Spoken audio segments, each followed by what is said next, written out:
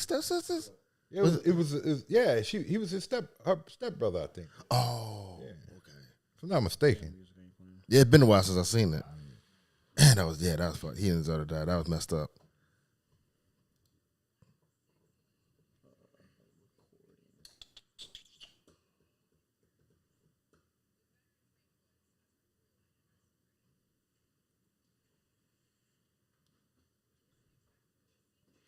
Oh man. Thinking about it, man. Yeah, talk about Biggie now.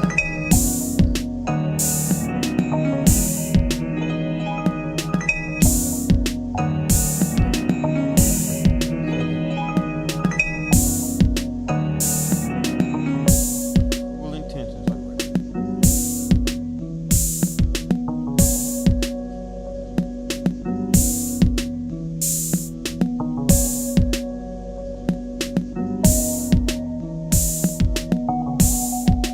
Reese, I don't know.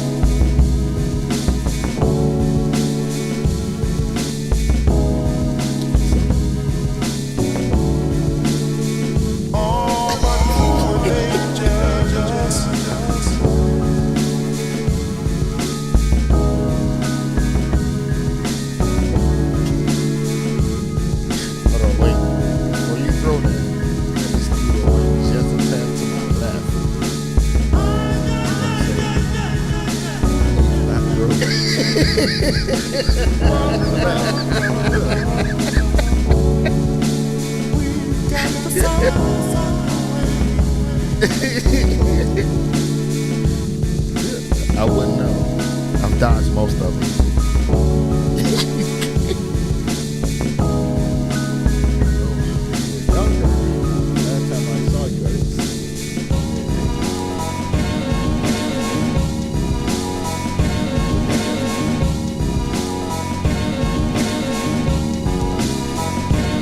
Just something I knew recently.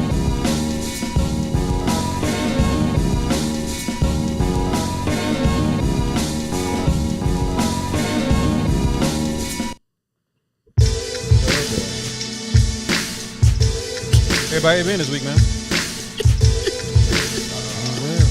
Yeah, my week has been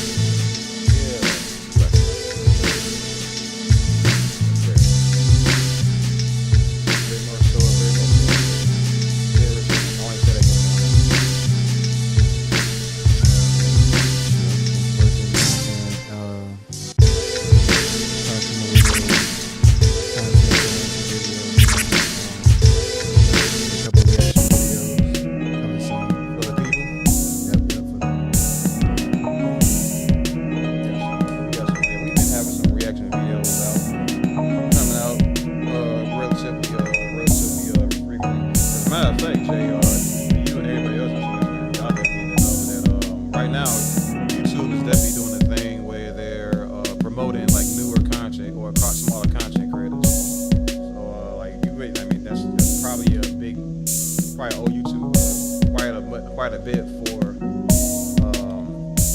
how much subscribers and viewership we've been getting. Because that's kind of like that's part of the algorithm right now. Where y'all promote smaller content creators and stuff. So, say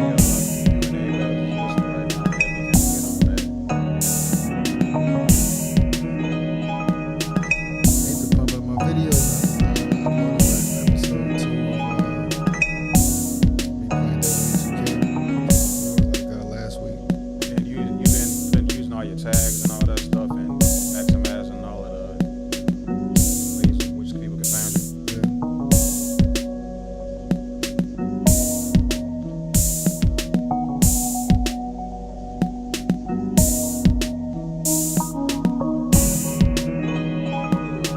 Kanji?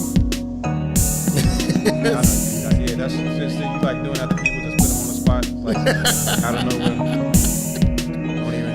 So you gonna be the people's Avenger? Just try to put me on the spot like that. I hope you was paying attention to what we was talking about. You gotta come up with something to say. Man, everybody got way more going on than I do. So All right, we can probably get started here. Gotta wait for my technician to what are you doing? That thing's already. You got something? Start stuff like that.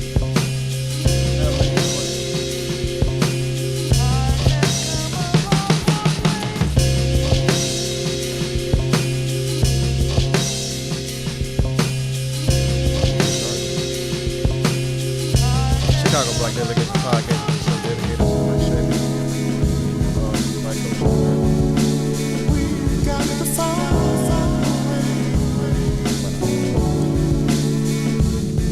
What's going on?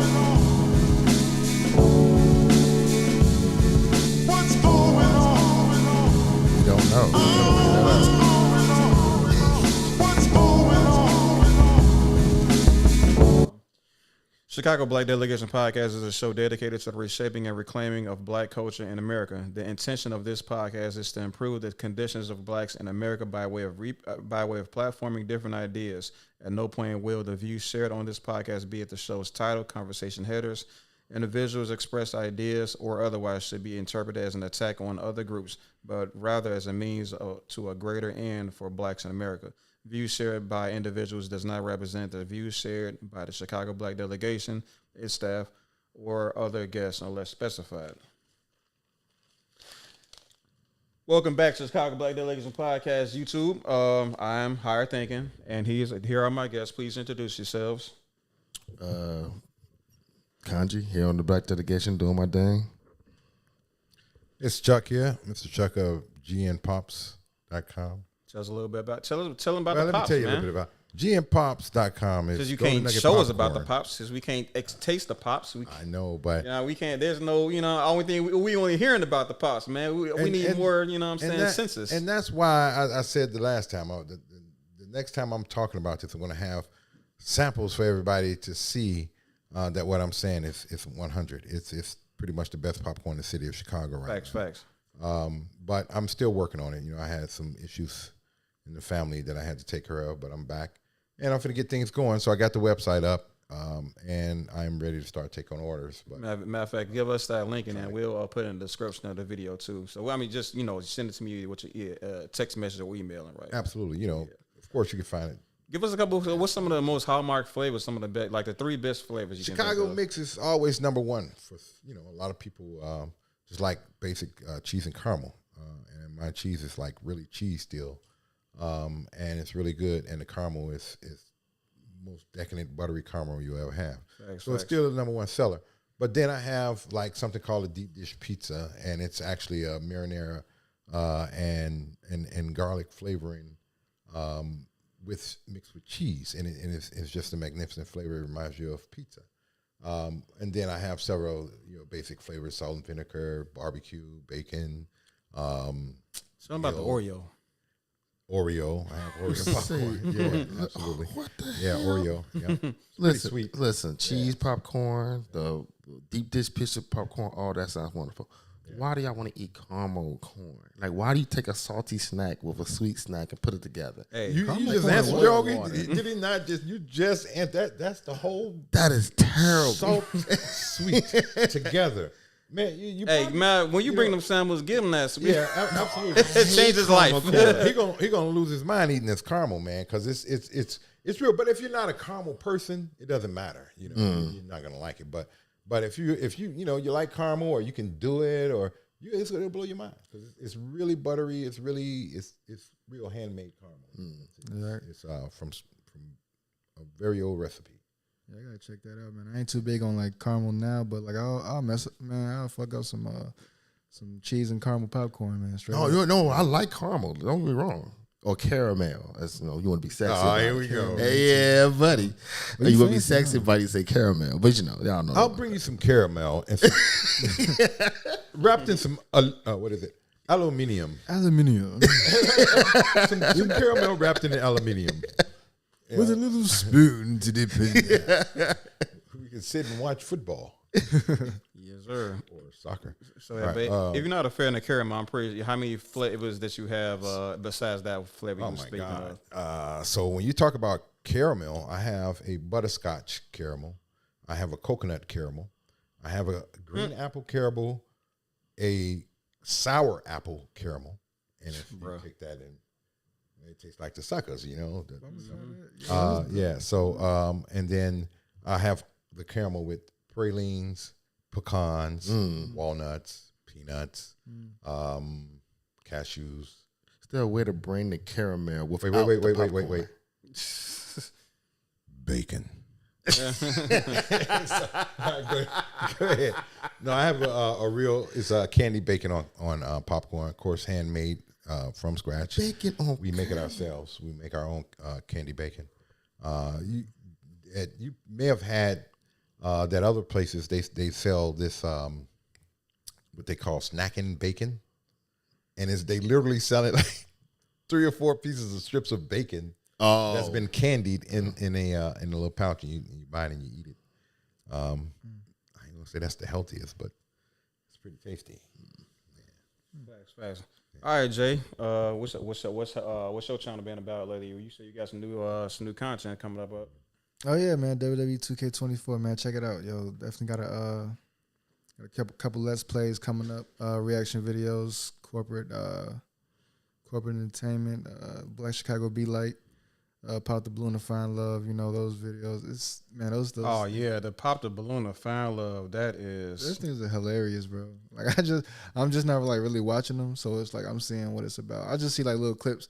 I just saw little clips on Instagram and stuff, but I'm like actually watching the show now, and it's like, yeah, this stuff is gold. so on the 2K thing, which is like you just recording yourself playing. Yeah, so I'm recording myself playing the story mode, going to like the little chapters and stuff. It's, you know, like a simulation wrestling game, but it's at heart it's a fighting game. So, you know. But I mean, True. The cut scenes is really where the comedy comes in because that writing is so horrible. It's like if you played NBA 2K, you see the voice acting is bad on there, and WWE 2K it's like you got some white boy voicing your character, and it's like, yo, like y'all could have got somebody better than this. in NBA 2K, you got some. I ain't gonna lie, it's probably got a black dude voicing them, but these people like sound like they can't voice act, like they can't read or something. And it's like what's going on 2K? Like y'all got y'all parent companies Take-Two Interactive. Y'all got GTA. I know they got some good voice actors. Why when it comes to the sports games, they get these shitty actors voicing our characters? You should be able to select your own character, his voice, whatever, because it don't make no sense. If I make my character from Jamaica, why does he sound like he's from East Connecticut? I don't understand. But. Gotcha. So, but yeah, okay, yeah, y'all know me, man. We've been getting a ton of channel growth lately. A bunch of new subscribers, a bunch of people tuning in and stuff like that, clicking on our, showing the support and all that stuff. Tons of comments, whole lot of comments. What's up, FBA B1 family? Y'all definitely came through on our like little introduction video into the Tariq Nasheed thing. However, I got something to say about y'all. I got something to say to y'all, man. I've been literally reading every comment. You know, that's part of my job.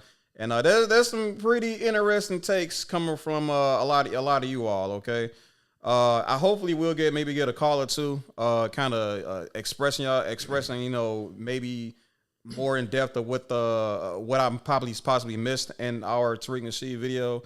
But a lot of people kind of calling in talking about, no, man, they don't, immigrants don't deserve reparations and stuff like that,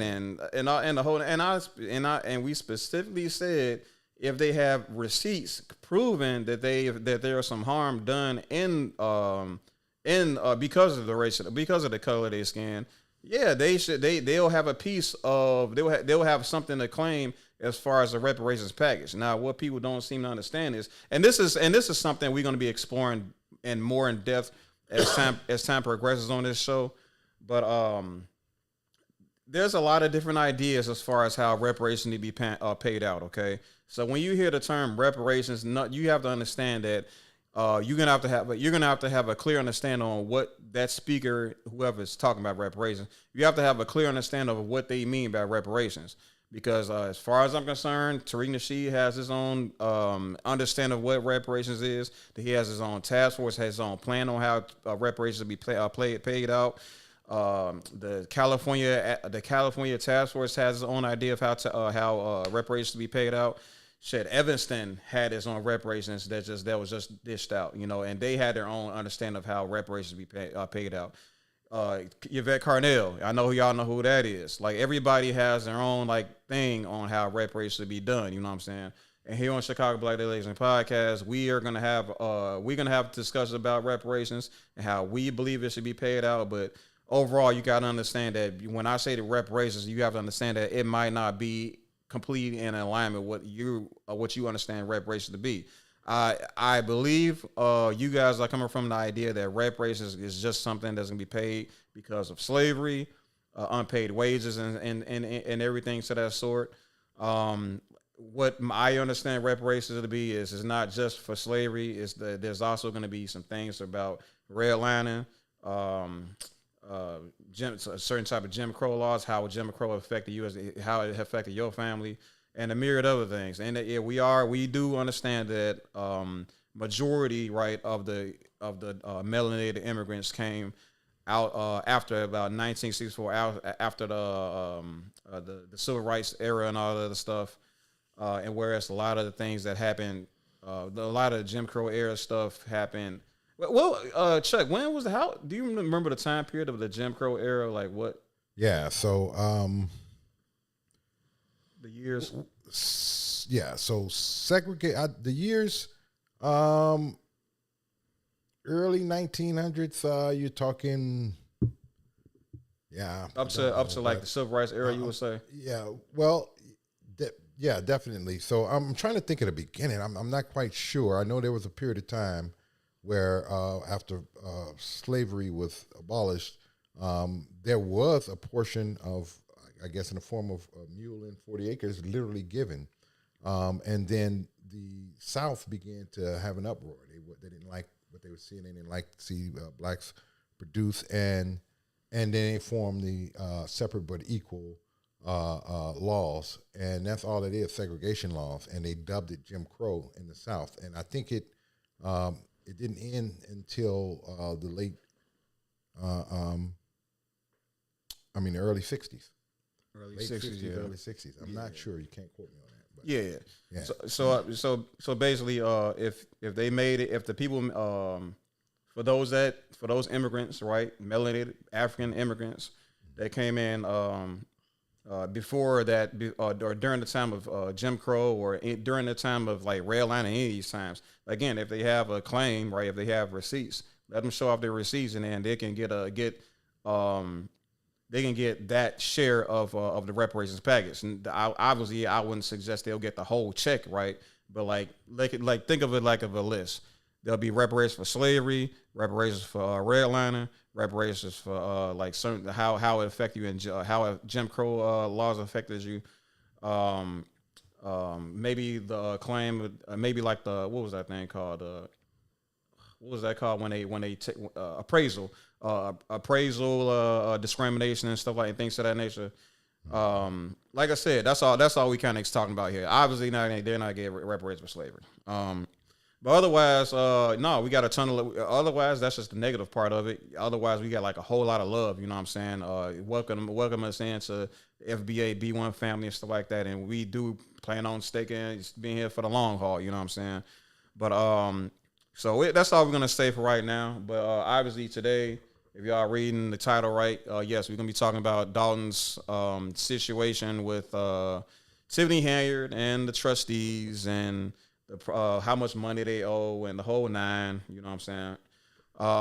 So right now we're gonna be doing like this pretty much the whole show is gonna be us skipping around as far as the town hall meeting and just picking out different like key moments, and we're gonna kind of break it down and express our ideas surrounding what's been said and kind of give some insight on why we have a problem with the things he said. Because a lot of people, you can kind of just watch this stuff and not really pick up on what's happening. Like you don't maybe not understanding the language, or you don't you don't just catch on to the logical fallacies or some of the lies or just false equivalencies and stuff like that. You don't understand how that all of these things put together creates like the perfect liar. You know what I'm saying? So it's as I kind of said, just we're gonna be here to help break this stuff down for you. So so you can be better vigilant, so you can have a more aware ear, right, when you listen to these different type of politicians. Because obviously Tiffany Henyard, I'm trying to call her Tiffany Tahoe. Obviously, she's not the only politician out here using this sort of language to get around, to navigate herself politically amongst voters and stuff like that. Again, like perfectly, like seriously, like the biggest message I want everybody to understand from these conversations is you have to apply this stuff everywhere you go. You get not just politicians, not just different town hall meetings, not just when you hear the president speak or these different type of politicians speak. You want to apply this stuff to your everyday lives as well, so that you can kind of work towards navigating around different type of narcissists. You know what I'm saying? So anyway, without further ado, we finna get into like the first part of this video. For those that are like the first time here watching this live show, we take calls at any time. You know what I'm saying? You want to disagree, you want to agree, show some love, whatever. Please call me at any time. But otherwise, we're gonna break this down. It's like 3, maybe 4 different sections, and I'm gonna reintroduce every section. And why we're doing this is because the way when I go back and edit the videos, these are gonna be full length videos. You know what I'm saying? So just kind of bear with us. It's gonna be it's gonna be kind of weird if it's your first time here, but I guarantee you it's gonna be a dope experience. All right. Okay, can I backtrack a little bit? Knock yourself out, brother. So we got a date, and it's still not that clear to me. I knew it was around that time, but yeah, dude, the early 1900s. So you talking like 1889 or something? Right after slavery was abolished. So it wasn't long after that before they started that, and it didn't end at 65. So that was 100 years, man, almost of Jim Crow alone. Yes, sir. So, and then what the crazy part forms of it to this day. Yeah. It's crazy. And then it's funny because they don't want to they get the cotton mouth when you bring up the injustices that befell your people and how it affects you today. Yeah.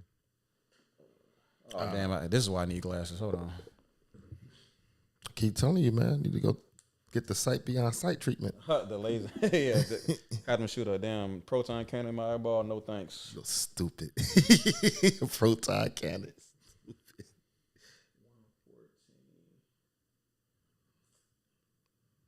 I don't know, bet the situation ever made. I hear you, man.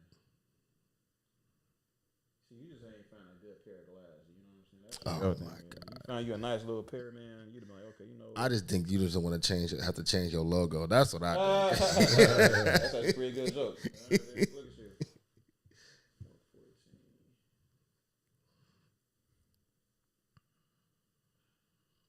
I hate this so much. There we go. All right, check it out. What's up, everybody? Welcome to the Child Black Delegation Podcast. We are breaking down the latest town hall. What? I hate this part of the show. Take two. What's up, everybody? Welcome back to the Chicago Black Delegation Podcast. We are taking a look at Tahoe Tiffany's Village of Dalton Town Hall meeting. Let's see what you got to say this time. Tax levy, and this talks about your property. That's too fast. We're gonna do 1.2 fast speed. As it relates to our taxes being increased here in our village. Just so you know, for those that don't understand how it works, the Board of Trustees are the ones that raises property taxes. We have a tax levy. It comes up for a vote, and each year they raise your property taxes. So when people get to attack and say mayor is you, it's not the mayor. It is the Board of Trustees. You should FOIA it. It's called Freedom of Information Act, and you can get exactly what you're going to see here on the TV. It will tell you who voted yes, who voted no. It will tell you the truth instead of what people just feeding to you to get you to not like someone or think someone's doing something against their village. I understand that it's hard out here for everybody, and people need to work on delivering the message the correct way. So here's your truth. Can you please play the video?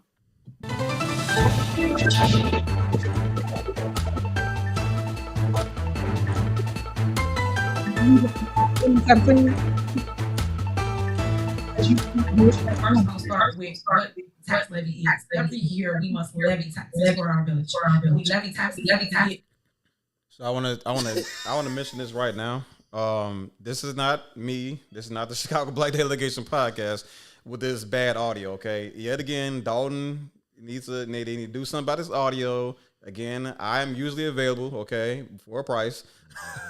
And so just don't think this is Chicago Black Delegation with this double audio nonsense. It's got nothing to do with us. Money. What's up? Did she make this video? Somebody made that. Okay, she might. I don't know. I'm not convinced that she's tech savvy enough to edit on videos. But yeah, she did this last week as well, where she tried to put some kind of video to like expose the trustees and people that's you know what I'm saying rallying against her and stuff like that. So Whoever she hired is a fucking bum. there you go. Run our day-to-day operations, our police, our fire, our public works. All of those departments are levied by our taxes. So if we do not levy taxes, we will not receive the money to do the day-to-day operation, which is public service. In no way, shape, or form have I ever advocated to increase property taxes. As you know, Remember what she said there. In no way, shape, or form has she advocated for increasing taxes. Remember her saying that. trustee myself, I've always tried to decrease taxes, or if it's warranted, yes, you have to levy for taxes. But in this case, if you don't know, now you will know today. Every community passes a tax levy of 4.99%, no matter what the public says, because that's the levy they can pass. If it's under 5%, you can pass it without going out to the public. When it goes above 5%, you must go to the public and let you guys know that. So if you go, you can FOIA anything I'm saying up here. You can FOIA any other towns, Harvey, Kansas City, Riverdale, Lansing, any town, and you'll see that they do the same thing. So that's what I'm gonna show you today. I'm giving you the facts. So I'm gonna take you down memory lane by going to 2017. Can you play the tape? Just threw all of the townships under the bus. Oh yeah. All under the bus. Did she?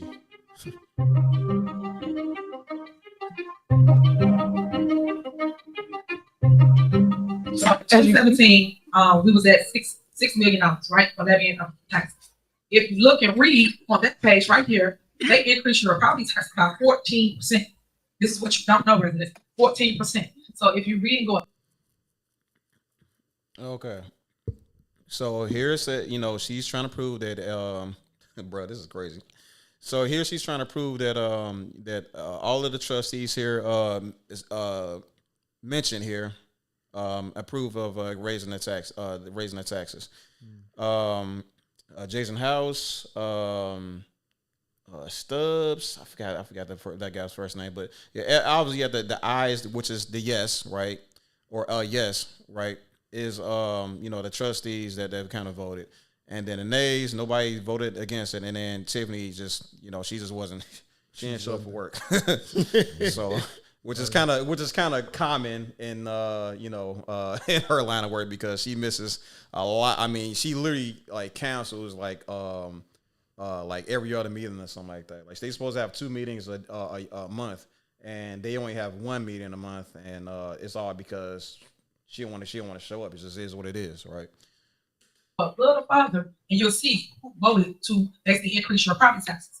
On here, you'll see trustee Haps voted to increase your property tax, and you'll see ex-trustee Stubbs voted to increase your property tax. But I wanted to give you the orders, and you can And understand trustee who Pierce. voted to increase your taxes. So when you're getting information, you will have facts to go by.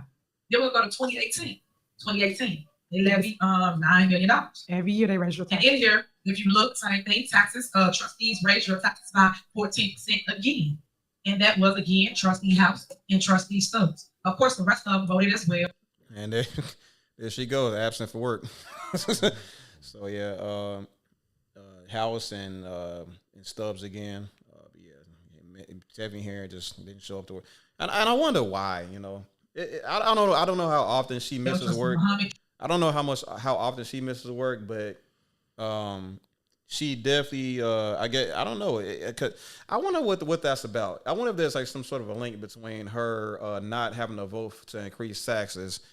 Or have to sign You know what I'm trying to say? documentation that shows that taxes are being increased. The thing about her though, it's like, you know, either she's extremely like really heinous or extremely prideful person or a thief. Now, I don't know at this point. It seems like there's no way in life I would be sitting here through this and only to wait to be found guilty after this investigation has been goes through, and Lori Lightfoot does her thing, and they find something out. Is she really doing these things? Or is she?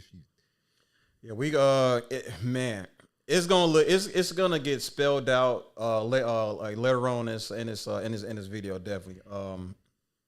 How do I put this?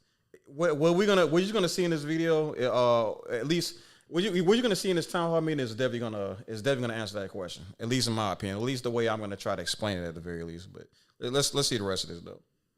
Trustee Pearson, all of them voted on two out because these are people that's on your board now that's trying to do spin cycle to tell you the opposite. So for years, they've been raising your taxes. 2018. Now let's move on. 2019, try to do the same thing. But this time, this is when everybody voted for it. So this is $10 million, 2019. Who was that? Trustee Brown, not Brown, Stan Brown. Trustee Tammy she Brown is. voted for this. She showed up for work today.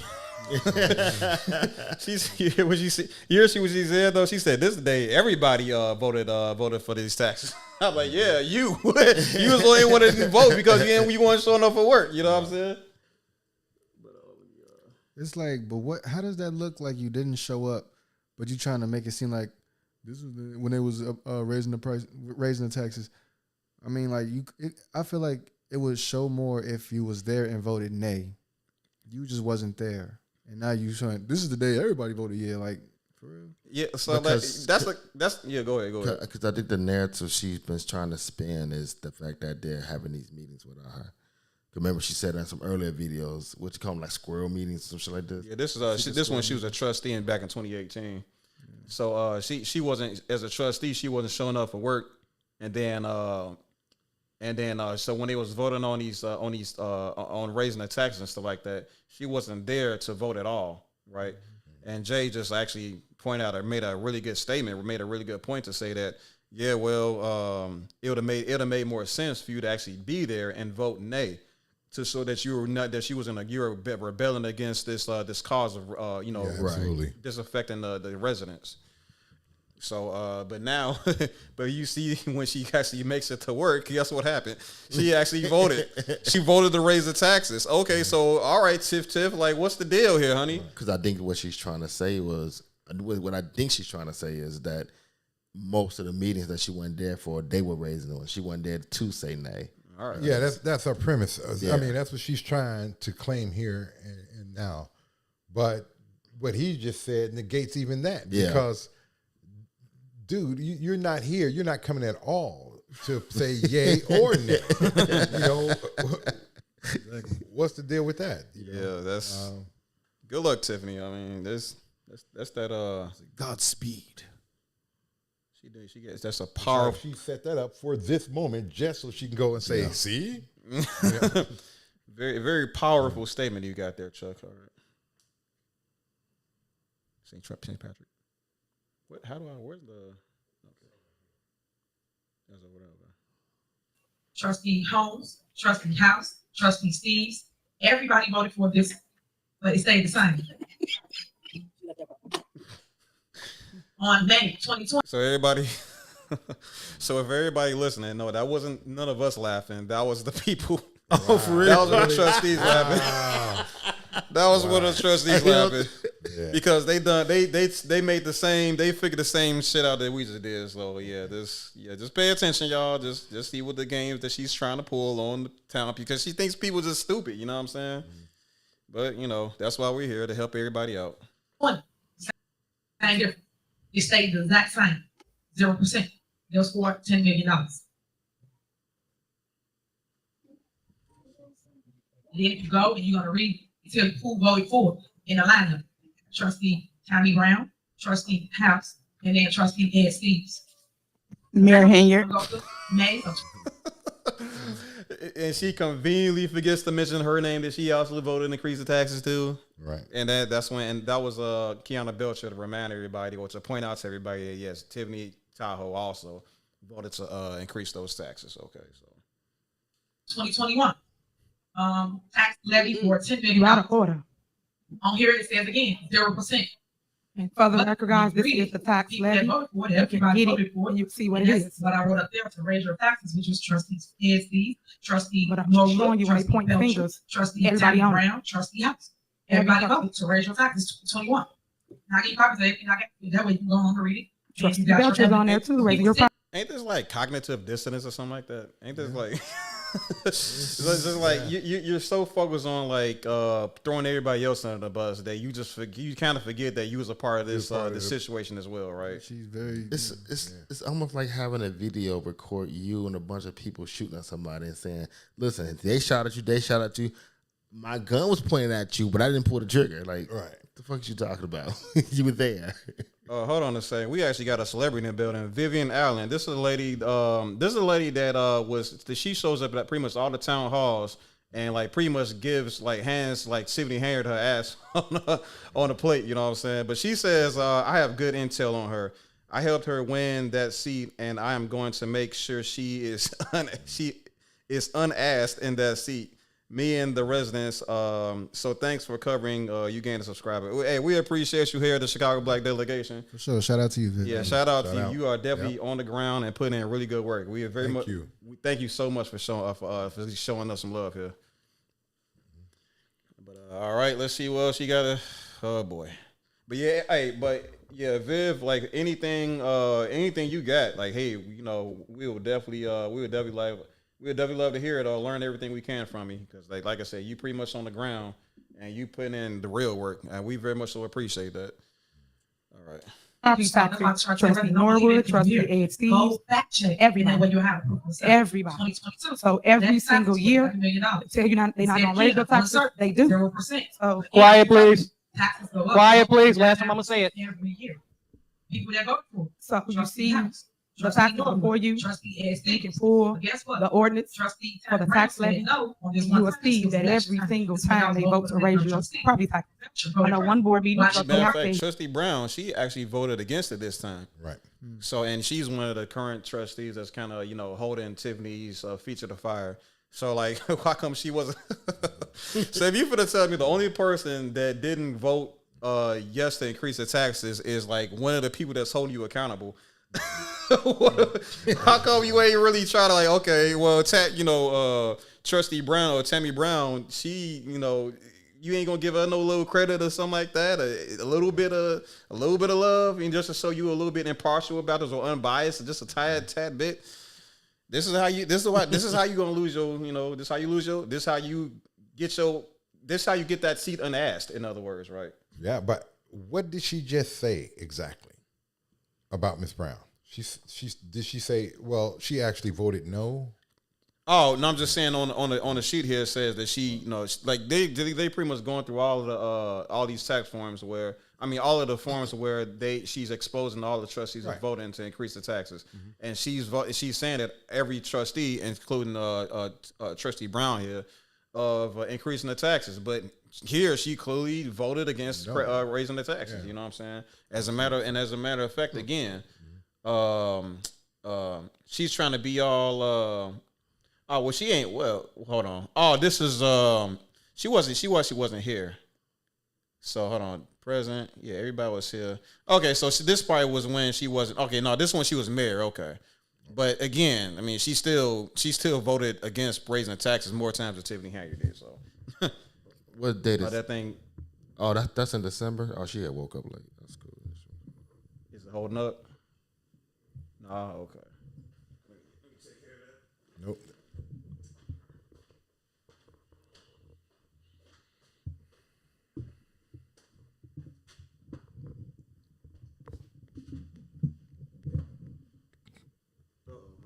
No, you're good. That felt comfortable. Yeah, there you go. So now she's mayor. Yeah, that's it. And now, in this form, during this 2020, December 22, she is actually mayor, active mayor. All right. He didn't raise taxes. As you can see clearly, that was a lie. He raised property taxes right there. Trustee House, Trustee Norwood, Trustee ASC, every year. Now, So I'm giving you evidence as long as you want it to see who's doing what, why they creating all this chaos in our community. And this one is the one that I'm saying we don't have a vote. And she's killing me how she's just kind of over like trying to talk over the video and all that stuff and like kind of messing up the language a bit. So everybody just please do your best and just read the captions and stuff like that, because it's gonna get a little bit confusing because she's literally talking over like this great big video that she's putting together to incriminate the trustees and stuff. She's just so messy. It's just like, come on now. She's trying to outlie herself. Like, what are we talking about? Or yet, but people have to come to the board meeting, and then if you have a difference, And I held this meeting to educate the public. and you have a happy And meeting. some Because they showed up and I gave them all the documentation that they needed to hear their talk. Residents, follow the money. What the trustees don't want you to know is they have been raising your property taxes for years. You must follow the money.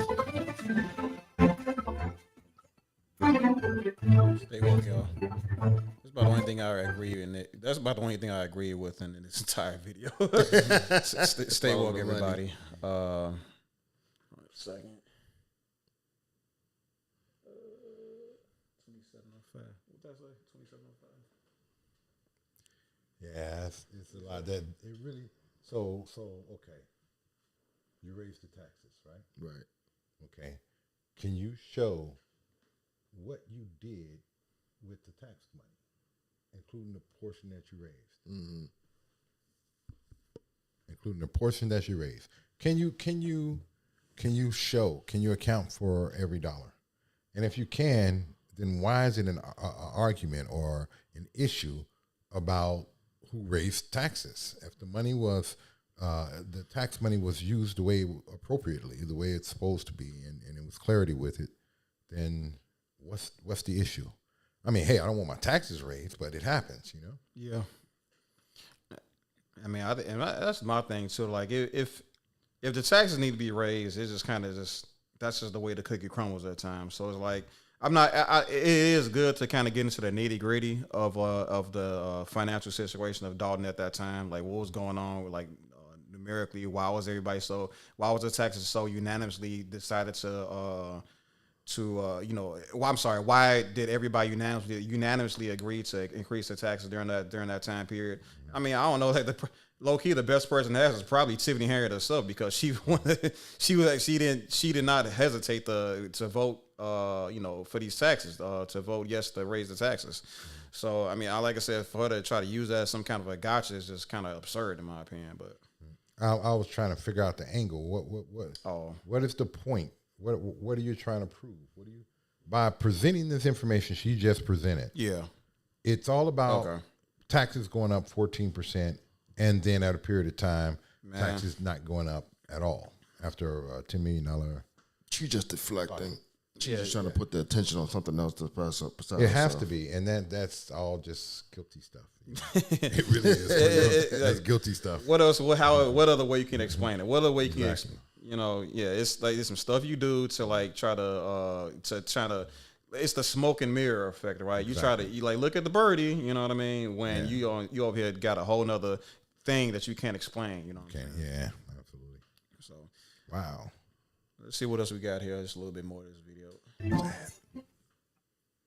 Okay, so that is the tax levy for the village of Dalton. Then you can pull the same documentation from Dalton Park District, which is also part of your tax bill that you get at every 6 months. So that's how you make up your taxes for the community from our city, from Village of Dalton, and also from the Park District. Also included in that is your school boards. So District 148, District 149. It's also the College Board, South Suburban College. All these entities make up your tax bill. So when people say they did not, all you have to do is go in FOIA and get the documentation and then follow the money. And you'll know who's raising it and who's not. Next, I would like to announce that people talk about getting demos done. When I first came here, we was doing a ton of demolition here in our village. When the board decided to stop paying vendors, a lot of things stopped because vendors said they weren't going to do work without getting paid. So to the gentleman that stated that we were supposed to demo a house, it probably was on the list, just like many other properties are on the list waiting demolition. Currently now, we're going to see if we can utilize Public Works to get the property down for you. But right now, we normally have companies come in, they demo the property because Public Works has their hands full with a ton of work. Also, when they keep taking concrete vendors out of the list, and I'm pretty sure Stacy will speak to this later, we are not able to pour concrete because they won't pay for concrete vendors.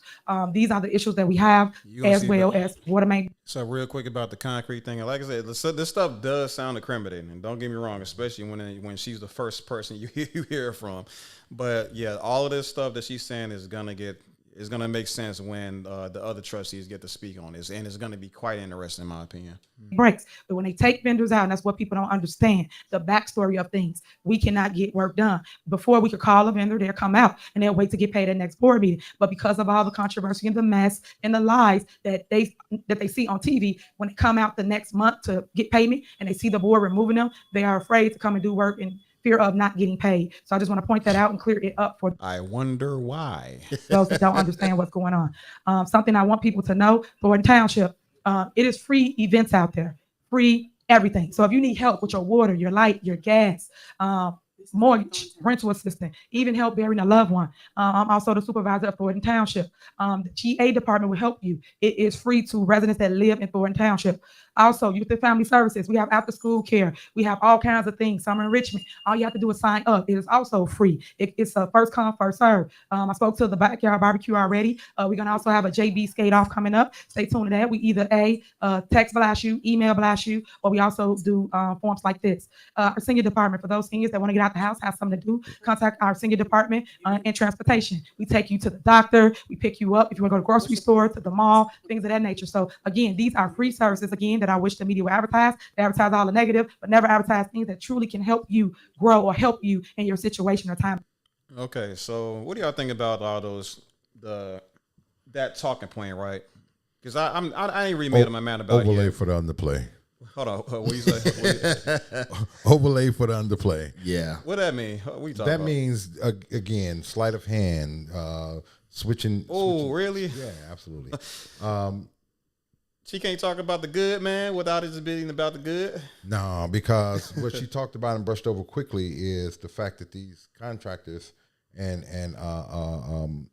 organizations not willing to work with her without a form of payment first. And this is something that I know about a little bit from a lot of different levels, including corporate level and anything like that. And when you do not pay, when that relationship is faltered in any way, they're going to stop. That's it right now until you pay me what you owe me, and then give me a pay, either at least a down payment to start something new. And from that point, that's how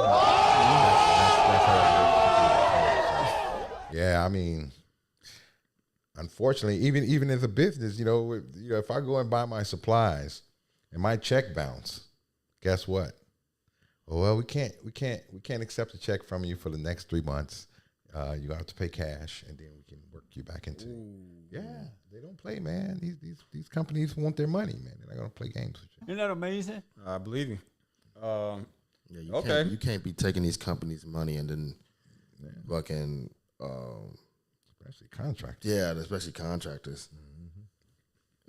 Because that money don't come, like contractors, like those contractors don't come every day. And they gotta, like the time they spend working for you and doing like the work necessary for you to kind of operate and stuff like that. No, They help buy supplies, buy material. All that stuff is coming out of him. Oh, contingent upon you writing a check. You know what I'm saying? And they expect them to be paid back because they're dealing with you. But if you're not paying no money, you are wasting. It's beyond wasting time at that point. You know what I'm saying? You're wasting time, you're wasting effort, you're wasting love, you're wasting you name it. You know what I'm saying? A lot of stuff comes from losing the respect of a contractor. You know what I'm saying? And you're supposed to be Dalton. You're a whole village. You know what I'm saying? Yeah. So it seems like she expects them to just come in and do the work, and we'll pay you later. We'll get to you. Yeah. Man, you can't be run up. They making time and effort. You can't be run off with people's time and effort like a hedgehog run off with chili dogs and smash balls. Like, it's just not gonna work out that way. Yeah, for okay. All right. Good. All right, that's good. All right. So we got a little bit more for this. I'm gonna need food pantry. If you need food, every Wednesday you can go to Harvey location, and that's where our food pantry is, and pick up a free food box. We also give out fresh produce. You guys love when I give the fresh greens, beans, potato, you name it, in the box. So each month we will have like a special meal of the month, whether it's ground beef. If it's ground beef, you can make tacos, sloppy joe, burgers, meatloaf, things of that nature. And then we show you how to utilize the things in the box for those. I ain't gonna lie to you, man. You just ruined it for me, bro. Because at first I was like, okay, look at all these things you can do in Dalton. You get some food, you get they doing this stuff with the kids, you doing that, you doing this. You like, no, man, this is some sleight of hand shit, bro. This has been going in Chicago for a long time, young grasshopper. Yes, grasshopper. Yeah. Facts. So don't know how to cook and just want a tutorial on what to do next. Also for the senior department, the trips and the plays, we have that as well. People love it because it's an interactive thing for people to get out the house and just love on each other and have friends in other communities. Okay, last but not least is my veto. Here it comes. Okay, on the agenda, you see that it said mayor's veto related to the May 13, 2024 special board meeting, which I call their secret squirrel board meeting that the 4 trustees hold. First, I have never actually seen a copy of the Mayor Pro Tem ordinance, which deprives me of my right to review the ordinance and determine whether to sign said ordinance or issue. All right, quiet. Okay, guys, you have to listen. Without seeing the ordinance, the trustees are infringing on my powers of my office. I am hereby vetoing the Mayor Pro Tem ordinance, while the Mayor Pro Tem ordinance is void of it's unconstitutional infringement of the powers of the office of mayor. And because it is also illegal attempts to alter the form of government without a referendum. Therefore, their special board meeting, secret squirrel board meeting, is now vetoed once again. So I just want you guys to understand it is laws to this, and people tend not to want to follow them. And I know people. So I want to see some proof of that, Tiff. Not gonna lie to you. I want to see exactly what you're talking about. I want to see where exactly in any rule book where it says that's illegal for a stand-in to do any of the things they did during those meetings that you call secret squirrel meetings. I mean, I'm just saying, like, none of this, like, these things probably wouldn't happen if you just came to work. Like they probably wouldn't even get if all that was true or whatever, and the mayor needs to be able to appoint all this. If you just showed up to work and then do your job. You know what I'm saying? Do these town halls when they're instructed, when they're scheduled and all that stuff. Then you wouldn't even be having this conversation. So that's kind of corny to me, in my opinion. Want to be mayor, people want to run things, but you wait your turn. You don't do it in this form or fashion. It's said that everybody always trying to strong arm me. When I don't do things that people want me to do, they do this whole smear campaign against me. I think we've been doing a great job here. Things have been getting done. As I stated before, lights been getting fixed, trees been getting trimmed. You've been getting sidewalks done, alleys done, resurfaces of street, and also community engagement. One thing I love about my police department is we are on the street. They are walking, and they are also. Please, can I have order? Thank you. Yeah, they're pretty rough too. So they're on the street, and then they also are riding bikes as well. So when you see them out riding bikes, you don't see them riding the bikes, bro. No, I ain't seen not one Dalton police bike in the Park District, not one. I think that's a good thing because I don't want them police officers out there getting manhandled out there about like actual like criminals and all that shit driving like cars and shit like that, and the police officers trying to hold like, hey man, hey, is that dude on the bike, man? Hey, get his ass. Can I tell a quick story? What you got? It's Dalton experience, police officers, 6 weeks ago, maybe a little longer, maybe about 2 months. Long story short, young guy driving his girlfriend's car. He actually smacked in the back of me in my truck, and I wasn't familiar with how Dalton streets work. And when I crossed the street, I was supposed to be in this lane because there's 2 lanes on one side of the street here, and there's only 1 lane in front of me. So I realized that I'm in the wrong lane. I jump in front of this guy. He smacks the back of my car. Now, in all actuality, I could have fought that and went through insurance and all that good stuff. It's a situation he didn't want to go through all that, so we agreed to handle it ourselves. Okay. Turned out it really wasn't his car to handle it. So the person who owned the car got with me. You're a nice guy. Yeah, thank you. We're going to handle this. Okay. I'll tell you what, we'll just go ahead and make the report and run it through the insurances. Okay, fine. We go up to Dalton Police Station. The officer come out, which I remember his name. But this guy comes out, and he's looking at me, and I don't know if dollar signs popped in his eyes or what, but he's, oh man, you getting a ticket. You get a ticket for this, you get a ticket for that. Here, come on inside. Both of you guys, come on, let's go. I mean, no, I mean, it's like he went dead in at me, man. He's rough, he's sounding threatening. He was so threatening that the young lady, when we was walking in, the young lady stopped. I was going in, she grabbed my coat. Let's go. Let's get out of here. We left. I paid her the amount that she said she wanted for the vehicle, and that was it. We signed some paperwork, and that was it. And that's it, because you see, they was, oh, you got that right there? They finna get all that money into the village. They wanted that. Yeah. Every little thing they can get, they was finna try to get that. Yeah. Well, she was from there, and I guess she picked up on his vibe. I know I did. Mm-hmm. But she's like, nah, man, let's get out of here. That dude was trying to get you. Oh, boy. Yeah. So, but that's my experience, and it wasn't that long ago, and that's what I feel about Dalton police now. It's like you guys are crooks. Yeah, definitely. So. And they are. Go ahead. My bad. I was just gonna say, honestly, a lot of these police in the south suburbs are crooks. We say something about Matson. We say something about Chicago Heights, Country Club Hills, Markham, Harvey. Like they all got like the economy is all so messed up. They all do the same thing. Chicago too. I mean, the suburbs, of course. they both. Well, Chicago is a different animal. You Yeah, can't compare Chicago Right, to the exactly. suburbs. Like Yeah, they don't deal with nowhere close to the same problems we deal with. That's the big city. You know what the hell going on. You know what to expect, right? As far as the suburbs go, man, it's damn near all the same stuff for real.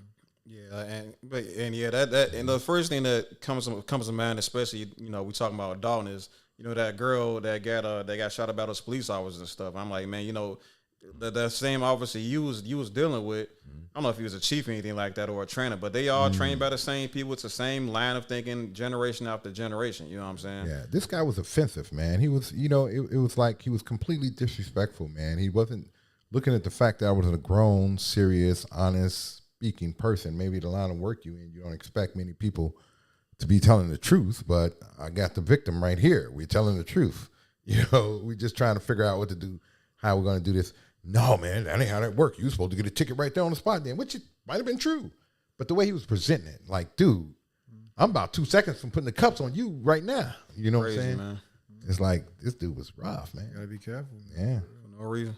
Okay, let's see. We finna close out this video real quick. Let me see what we got.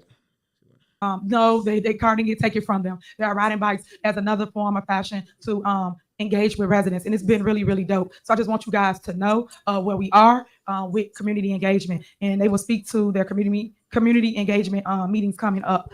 That's all I have for my report at this moment. Next. Okay. All right. So just general thoughts about like this mayor's report. Like, I mean, you definitely kind of got the party started about saying like all the good things she was talking about was, again, just essentially the watch the birdie aspect of politics where, hey, pay attention to what I'm doing here. Whereas, let's not talk about holding me accountable and stuff to that nature, right? Look at my right hand. Man, don't worry about my left hand. The whole time. Yeah, pretty much. Pretty much. This feels like to me, and because I've been watching it for some time, it feels like an old Jerry Springer or Maury Povich. Nice. You know what? Hey, bring out the paperwork. You know, let's see who the father really is. Enough discussing, enough talking about it, because I know that she's been had been investigated by the feds. I don't know if they closed that out and have any findings, and if so, what are they? But then I also know that the village has hired Mayor Lori Lightfoot to do some investigation. So I would like to see what the results are. She seems extremely guilty to me, you know, based off of all the conversation. But it could be her personality. Just the way she speaks very fast, you know. I'm telling you. I mean, shit, you got it on the head. I mean, when you know somebody's bullshitting you, you straight up like you see all of the stuff in here. Like in my 33 years of being on this earth, I know when someone's lying to me, and she ticks all the boxes. Yeah. Off a certain, and it's like for me, like, you know, that same 33 years, at least from, you know, my perspective, you can get like you can get a feeling, right? And then what's the funny thing about it is I understand like the feeling aspect of it. When I did kind of gauge, you know, people's lying and stuff like that, you know, when I was going off of that. But when I actually like pursued like further understanding of like the details of like the situation and stuff like that, when I did my due diligence, in other words, and I confirmed that the person is lying, it's like that's like a whole new like a whole new ball game in my opinion. Because like when you, like I said, it don't take long for this. You know what I'm saying? Like for the most part, yeah, you just show up. These people just show up at these town hall meetings, and as you said, I mean, as you see it, like Vivian herself, she can confirm all of this stuff that to be like, yeah, they, you know, she been lying the whole time, but that's because she actually sit down and listens to everything that these people are saying. And I'm just saying, like, I'm just expressing everybody that watches these videos, like, yo, you got to be doing the same thing in your own town halls. You know what I'm saying? Like Chicago, like the like downtown town halls, like those things are on the internet as well. You know, if you're in some kind of suburb somewhere, yeah, do that. Build a relationship with your aldermen and stuff like that. And like really take we really have to take, especially as the black community, you know what I'm saying? We got to take a hold of local politics and stuff like that. That's the only way things are gonna actually change for us for the better, right? On the real, like it feels like a lot of stuff like is out of our hands, just being regular people on the streets. But if you like really look into information and go to these town hall meetings, you'll be surprised what effect you can really have on your community for real. Absolutely. Okay, so like I said, this has been the mayor's report, and this has been the Chicago Black Delegation Podcast, and we'll see you shortly. So I'm gonna grab my glasses because I can't see shit, and then we can come right back and do like the next like 3 parts. Brief intermission, everybody. Thanks for having on. We'll be back in like less than like 2 minutes. Right. So I gotta grab my glasses too. That's exactly the problem I'm having over here. I thought you was marking it. So pretty much in your 33 years of life, you kind of just got the idea that, you know, someone talks to you, you know they lying. Yeah, this is true. I'm not a human lie detector, but when it comes to like certain people, there's clear telltale signs that they bullshitting.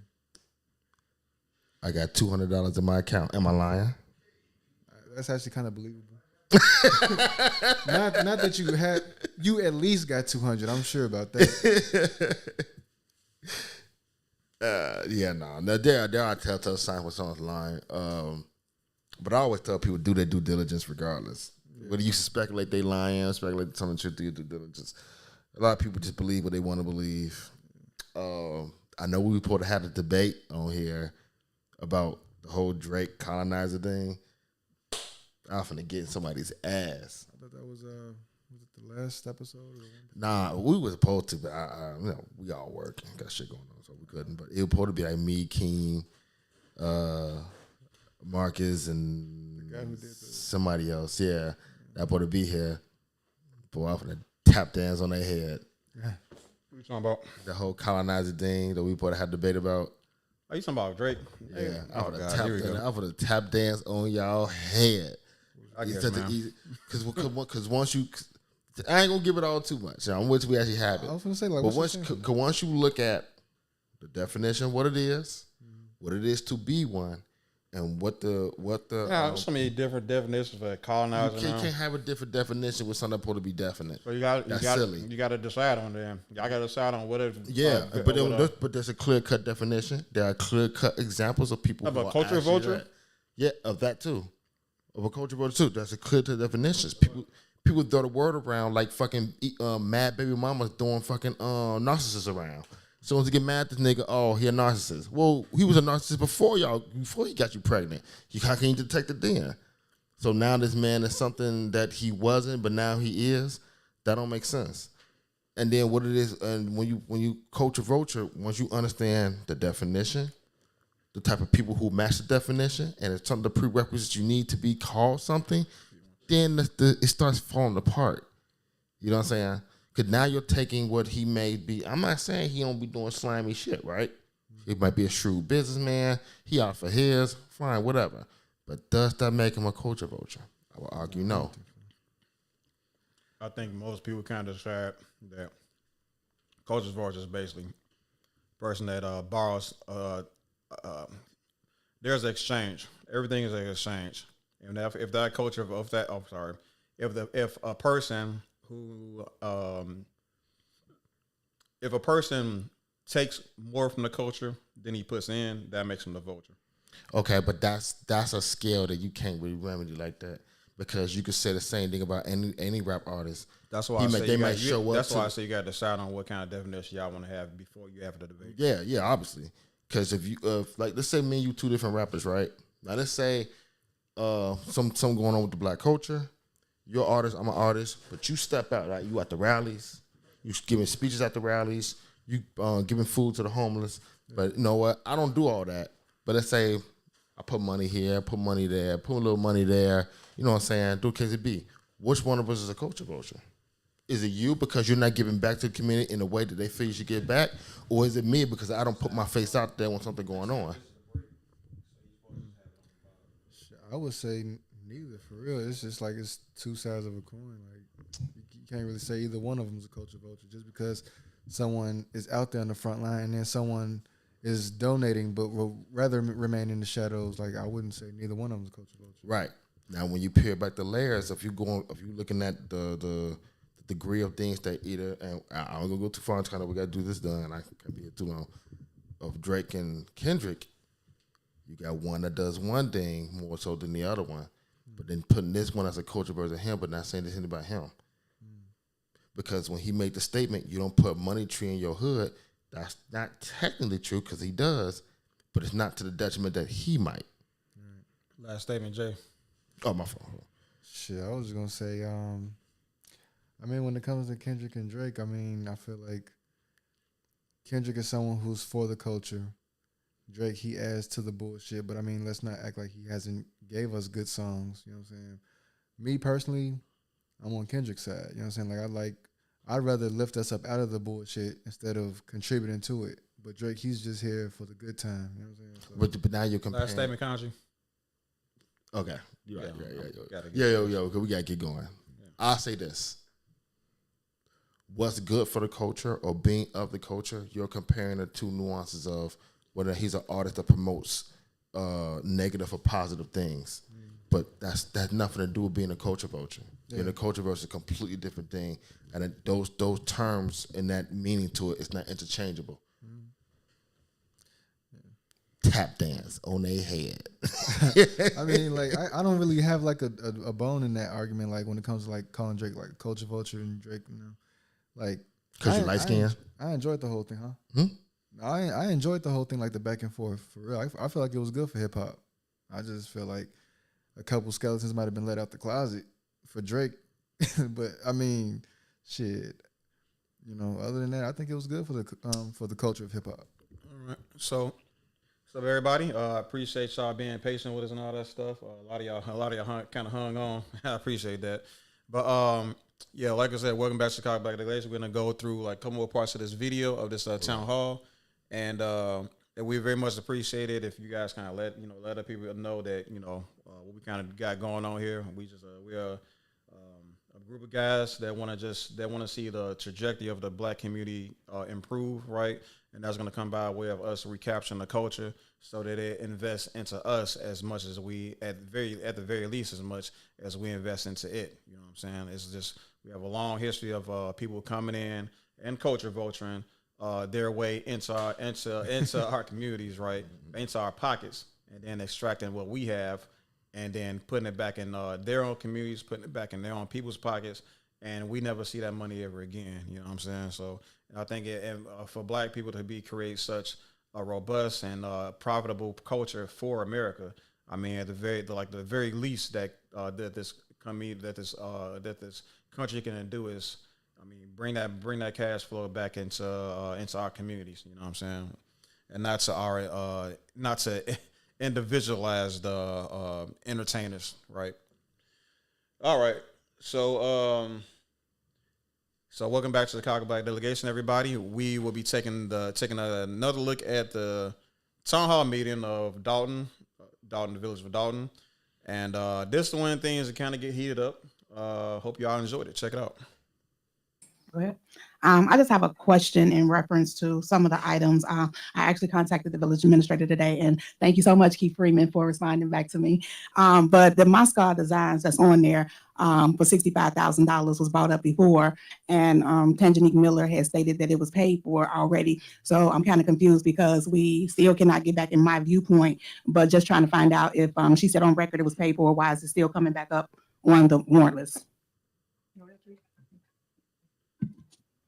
I don't have that exact information for you right now, but I'll get it. If you send it to me in an email, I'll respond to you.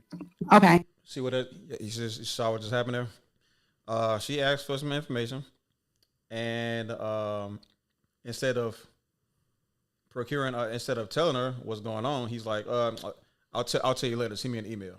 Just email it to me, and I'll let you know.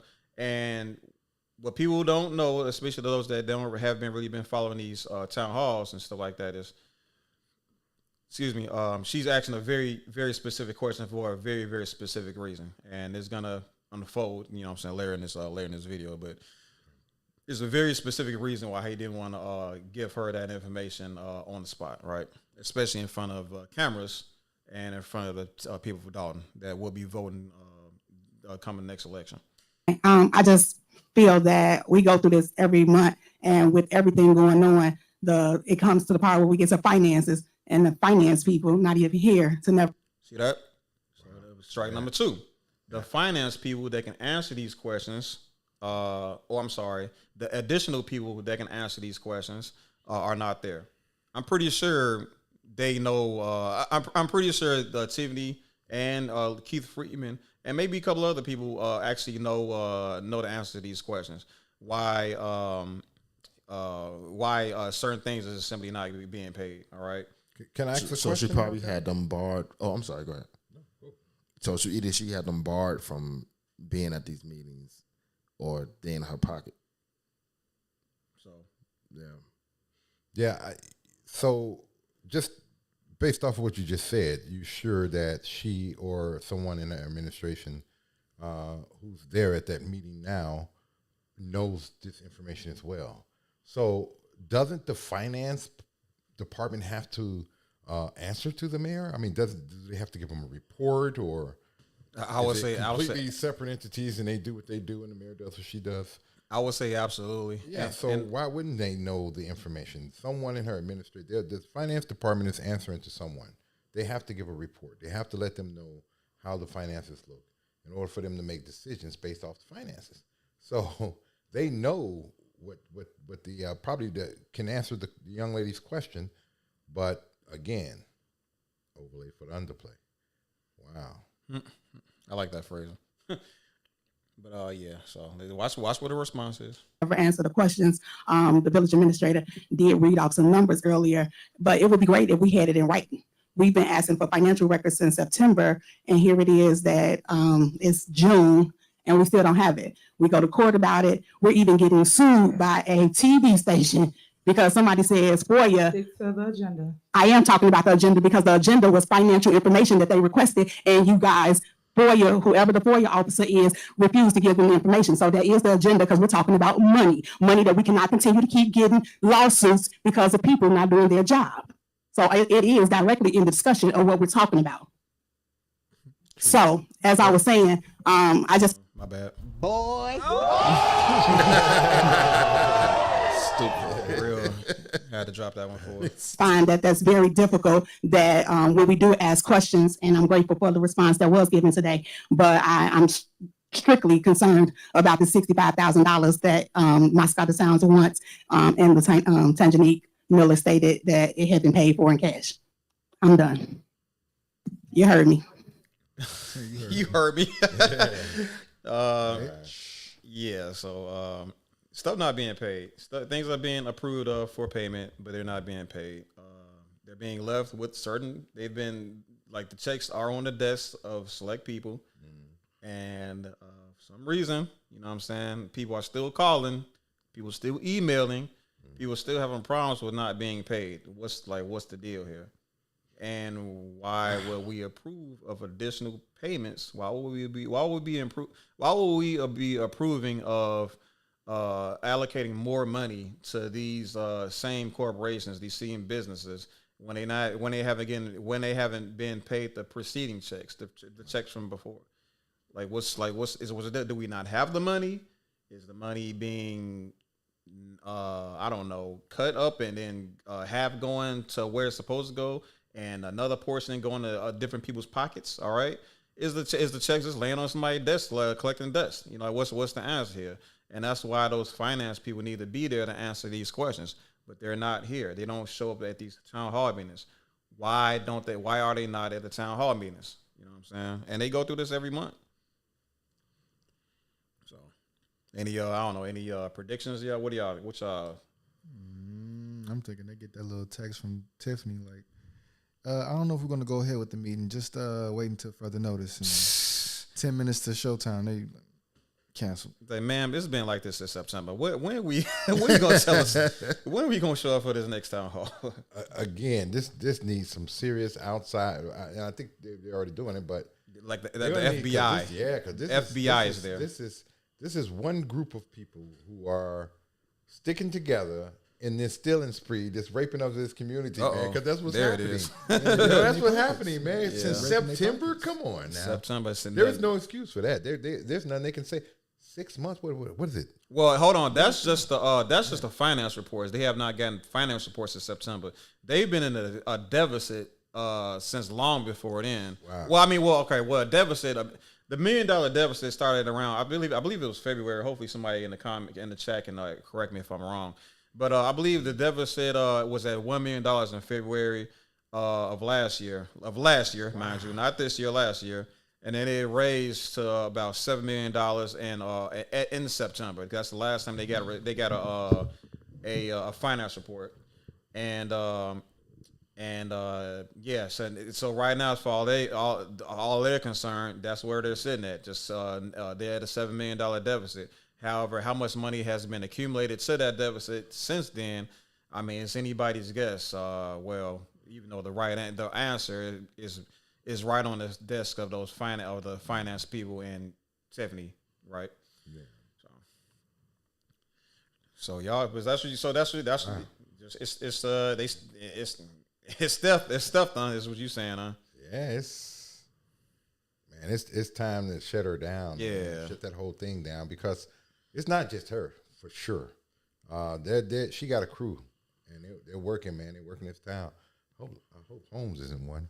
Oh man, but you already got enough problems. Yeah, but nevertheless, man, that's definitely heinous. It's sneaky, tricky. You don't, not that long. I mean, not just for financial records. That's all I'm asking for. You know, no. That means you're trying to hide a lot. You're trying to hide a lot for a long time. All right. Just check my notes here real quick. You got a little bit more. Unless she's just saying, "Hey, you know what? You people don't deserve it. You're underneath me. I'm the boss, and you're the worker. You don't deserve this. I'm not going to get." It's crazy. Yeah, that's how it works, though. It's not. This is democracy still. That's how narcissism work right there. Especially when it comes to finances and resources and stuff. So, all right, but yeah, like I said, watch the overhand, underhand, right? Overlay for the underplay. Overlay for the underplay. Yeah. Overlay for the underplay. Oh, okay. I'm doing something under here, and I'm going to lay this on top. So all right, see it makes sense now. It makes sense. Y'all be, I like your generation sometimes. Y'all got some phrases for Oh us, my man. God! hey, we got them all, man. Everything y'all do is a remake, man. Trust me. Damn. No, wait. No cap. Now that's the Zoomers though, right? That came from the Zoomers, right? That Gen come from Z, right? yeah. That's John saying these days. Boy. Okay. No cap. I'm like, don't tell me, George. What's the guy name? Jefferson? Yeah, no. Yeah, George Jefferson. Don't tell me that was George Jefferson saying to somebody like that. Okay. All right, we George got. well for this saying though. He has some. Huh? I said he has some though for sure. Yeah, there were a lot of rappers borrowed and all that stuff. All right, let's see what else we got here in this video. All right. As always, people say whatever they want to hear, but my question is the white coat pool. Why do you guys keep taking out the pool, which you guys know we want to fix? So I want to say this real fast. Everything that Tiana Belcher just said, she said a mouthful, right? Right. This is that stuff we talking about, right? This is that Chicago stuff we be talking about, okay? Oh, here the And I need to stop saying Chicago because everybody. Jesus This is a politician thing, okay? Yeah, politician. Let me stop doing that because I'm gonna have everybody trying to cut my head. But yeah, this is that politician trick nonsense where somebody clearly said a mouthful, okay? There's a lot to address. There's a lot to talk about. But she's just like, okay, blah blah blah. You want to hear what you want to hear, blah blah blah. Now this is why I want to know. I'm like, but what about all that stuff she just said about you, my friend? Yeah, you know what I'm saying. So that stuff, like, I don't know, whatever. Man. If somebody blow her off, yeah, you're just blowing her off. If somebody accused me of stealing, bro, I'm gonna address that on the spot, briskly, and then we're gonna move on to like other matters. But you're not gonna just ignore it. You were saying something. So you saying if someone makes an accusation about you and you do not address it, is that a signifier that you are potentially hiding something, or that that it may be true? It's low key admitted. It can be interpreted as an admittance of guilt. Absolutely, especially if you're trying to if your response right to an allegation that's being sent to you is an allegation sent to the other person, that low key can be interpreted as an admittance of guilt. In my humble opinion. What if you just don't say nothing at all? They don't look any better. I mean, my thing. Okay, if I didn't know what to say, because this one we use good faith, right? If I didn't know what to say, I would say, you know what, send me an email. If I didn't have the information on the spot, or if there's more things I need to gather before I can give a public statement or something like that, okay, we can do that. But a statement needs to be made. Well, no. I get the. That'll be my response. If someone, for lack of a better example, be like, "Oh, Marcus' glasses aren't prescription," and you take some time before you address it, that's one thing. But let's say you don't say shit at all. You just under the rug, don't say a fucking word. Do you think that's some type of admittance of guilt? Say it again. You're not using my government name, so I can edit that out. Go ahead. If someone said HT glasses was not prescription, and you do not address those allegations at all, period, is that some form of admittance of guilt? And I don't say, and all I do is I'm just being quiet. Yeah. Yeah, to the public eye, it leaves too much ambiguity to the situation. Okay, so now hold on. So since Kendrick Lamar didn't address the fact that he beat his bitch up, we lost five viewers since y'all talking about that dumbass trick Kendrick shit. He went all the way around the corner. They're not like.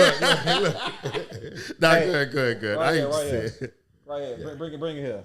Not like us, okay? anyway, so let's go more of this video here. Kids can take swimming lessons, and then we can also use it as a revenue stream for our village to rent out. Is it a reason why you guys keep taking out the pool? Yes, it's, Oh, you got it, Trustee. no, my question is, can you provide that we have insurance over there for that pool? I'm asking, can you guys?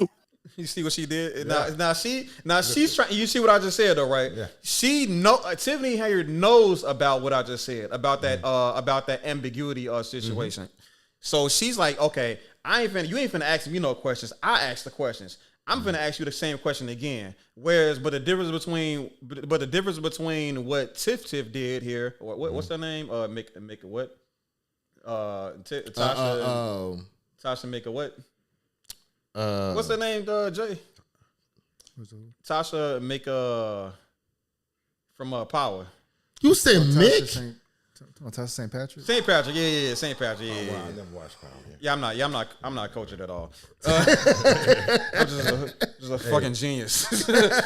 But yeah, St. Patrick. The main thing, our friend Tasha St. Patrick here, she understands this. You can't leave this ambiguity, especially when you're trying to incriminate somebody. So she's gonna hit him with the you're not gonna ask the question around here. I'm gonna ask the question around here. And but again, the difference between what Miss what's the name again? St. Patrick tried to do is the difference is she didn't Kiana Belcher's response to what okay, I need to stop doing this. What Tiffany was saying was something that was directly related to like the actual question. You know what I'm saying? Or her initial question. Their counter question is, do we have the insurance so that when we do build this pool, we will be covered as far as accidents to do with this pool. So it's like I would agree with her to say that before we fix this pool, we have like a course of action to so that everything is everything kind of works well upon finishing or installing this pool, so they can generate revenue for the community, because that's the whole purpose of creating this pool. I mean, obviously, you want to teach the kids how to swim and all that stuff, but no, the Dalton needs revenue. So obviously, if you wanna create something that's gonna generate revenue, it needs the proper steps. The steps need to be laid out and then executed. You can't just execute one step at a time and then try to decide what you're gonna do next, because that's one of the problems of the skating rink right now. They don't have a staff to upkeep the skating rink. You know what I'm saying? The Just Ice skating rink. She said earlier that she's looking for like staff members and stuff like that. So yeah, all of that stuff is a problem. You know what I mean? So I just want people to like really, understand, like, don't let people just try to ask a random ass question as a response to your question. And if you're gonna do something like that, make sure you stay in it within the confines of the conversation, right? Does that make sense to y'all? Or how that sound? No. So right, and maybe it does. I may have missed what you're saying, but it sounds like, okay, so she had, like you just said, something very pertinent, something very strong, something that she was very passionate about, and she asked them, and they blew her off, right? Okay, and then Tiffany came back after all of that, as though nothing was said by this young lady, asking about everything, litany of things, right. Litany of accusations. And it sounded like to me, she just turned it back on Tiffany to take it back to her original. The other lady, question. just so you know, the other lady is her name is Kiana Belcher. For anybody need to know, Miss Kiana. So yeah, Kiana kind of flipped it back and brought it home to what her concern was originally.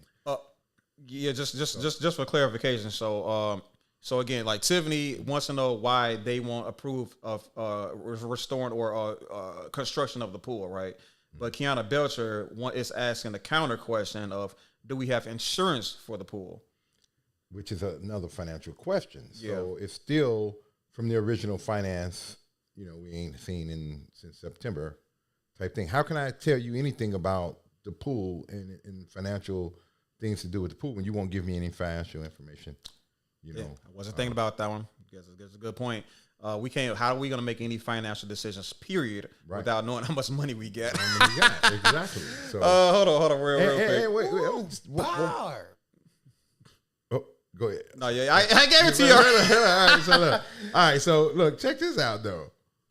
This is a government office of discourse where there's supposed to be open conversation and clarity between these people you're talking to are the members of your council. Yeah. How are you just completely Well, I saw that here in Chicago a few times when our other mayor was here.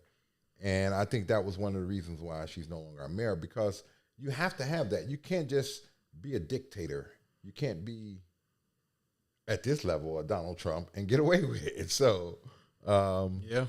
you know, I'm not calling Donald Trump a dictator, but I am saying that he made some moves on the executive side quite frequently, you know, in spite of what Congress wanted to see happen. So, Part of the reason why both sides don't like him. But yeah. But yeah. All right, but yeah, that's, I mean, yeah, like I said, that's definitely a huge point that she made. Like, why make decisions? Why make financial decisions? Period. If we don't even know what's going on within the finances itself.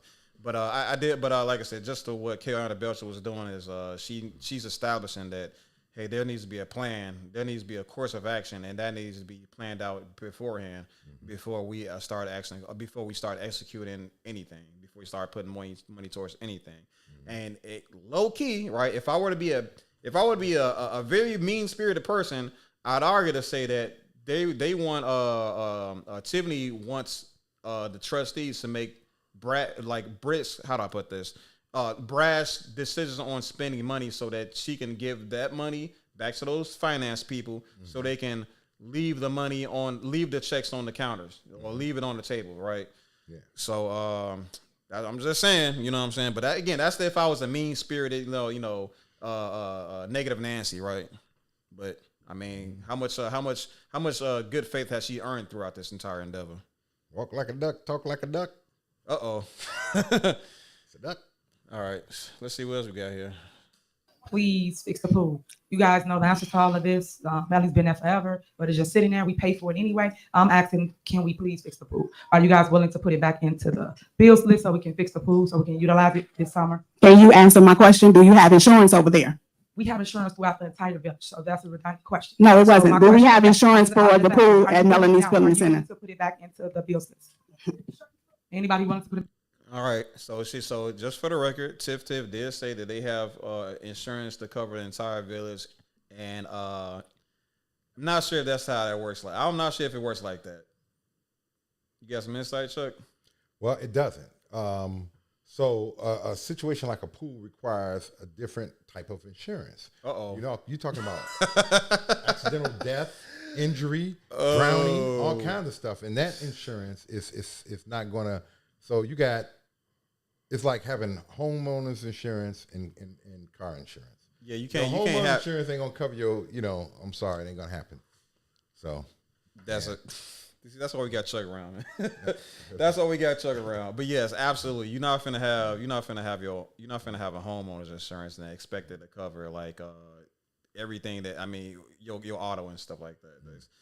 Yeah, cover it as long as tree like fall on it. you need storage and you like trying to kill somebody and it on 59th Street, then that's like if you had a car that you don't want to have auto insurance for your car, you still need storage insurance. You know what I'm saying? Yeah. And that storage insurance is separate from your homeowner's insurance, Yeah. even though that car is still in the dwellings with the within the confines of your property. Okay. Just because you have homeowners insurance or what have you it's not going to cover for all of that stuff. And even within homeowners insurance, there's still like different little things, you know what I'm saying, like different little aspects to that insurance that you have to check off that you have to pay additionally for. So like that's still a so I mean at the very least, you know what I'm saying, it will require for an in-depth conversation regarding what's exactly covered under this insurance. You know what I'm saying? Absolutely. And so, if she says that, hey, that literally the entire township village of Dalton is covered, then and she really means that, and she will bust out the paperwork and like, literally, you You can't trip over a sidewalk without you being financially compensated. You know what I'm saying? Then hey, so be it. She the queen for that. But in the meantime, I know this. If I go right now and open up a popcorn shop in the city of Dalton, and I don't have to worry about insurance, that would be great. See, because if someone comes into my popcorn shop and chokes on a popcorn seed, the city of Dalton is going to cover that? Or do I have to have insurance for my popcorn shop to cover a customer choking on a popcorn? I think I do. yeah. So it's the same. If you have a swimming pool and you, especially if you're using it for some type of profit, you know what I'm saying? She's trying to develop a swimming pool to earn income for Dalton, the city of Dalton. That should be the aim of Dalton because they so far in the debt. They so far. Everything they do in Dalton need to be monetized. Can I have a glass of water, sure. Nigga, how many breaths did you take, my nigga? Right, exactly. Yeah. So, but yeah, let's get more in this video. Okay, well, if I may be recognized, Mayor, I can respond. Sure, go ahead.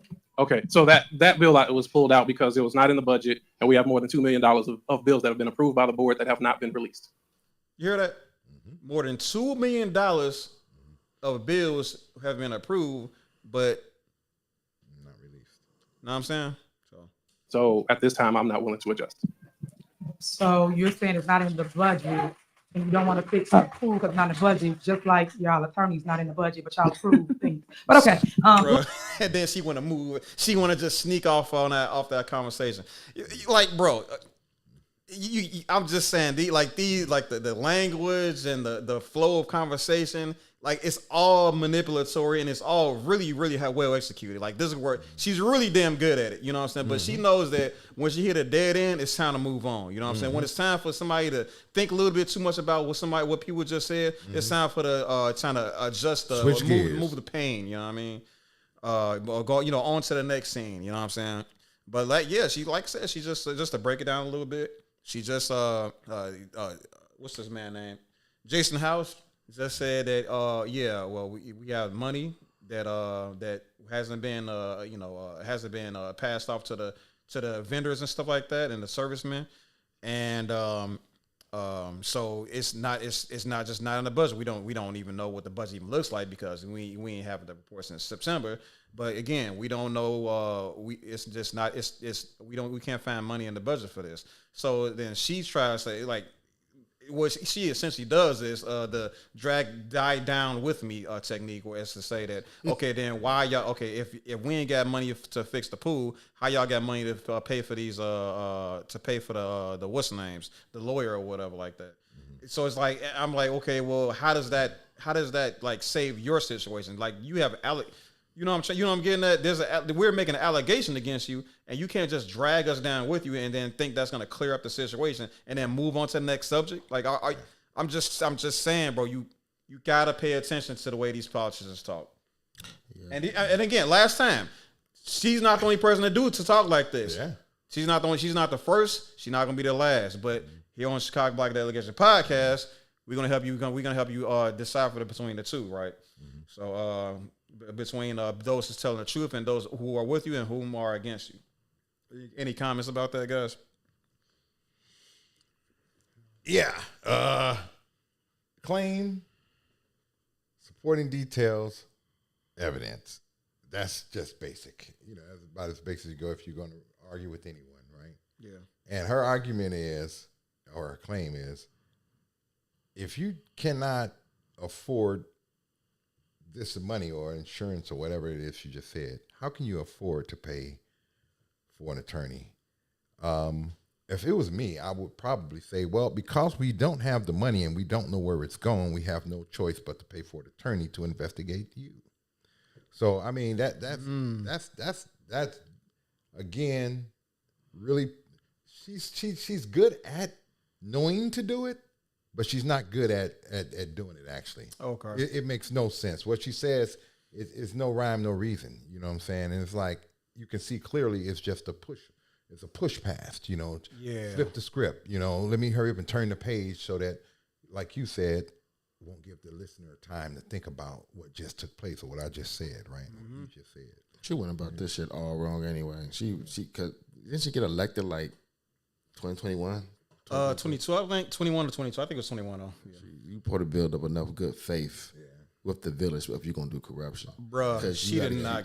Yeah, she didn't even wait. She didn't wait no time. I think what will wind up happening is, and then knowing that she was a trustee first, she thought she had the inside scoop of how things work, being a trustee first, and then when she got in the mayor office, like, oh yeah, I know what they know and don't know, and how I can. But she should have waited like a good 10 years. That way, with her doing any corruption and any allegations of corruption start popping up, you got the people to defend you. They're gonna be like, oh nah, she been doing. We don't got no worry about her. As soon as she got in office, boy, she would snatch up that money.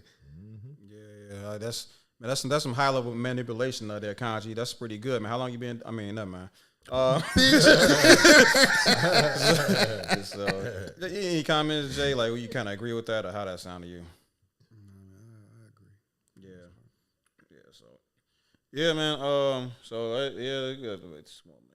Lunch here. What's up with the lunch here? People just stood up, complained about getting grass cut because again, Stacey just told you guys y'all don't pay vendors. People don't want to cut, and then when y'all get the invoices, you guys still don't pay the vendors as it relates to what they cut. Is it a reason why you guys don't want to pay for any lawn care service whatsoever? Can Janice or Tangenique tell us how many checks are sitting on the desk that haven't been issued out already? Always straight from the question. My question is about the lawn care. Are you guys willing to pay for All right, lawn quiet. care, or are we gonna just go back and forth over Q&A that everybody should ask before we get here? Because It ain't really no Q&A because you're not answering no questions.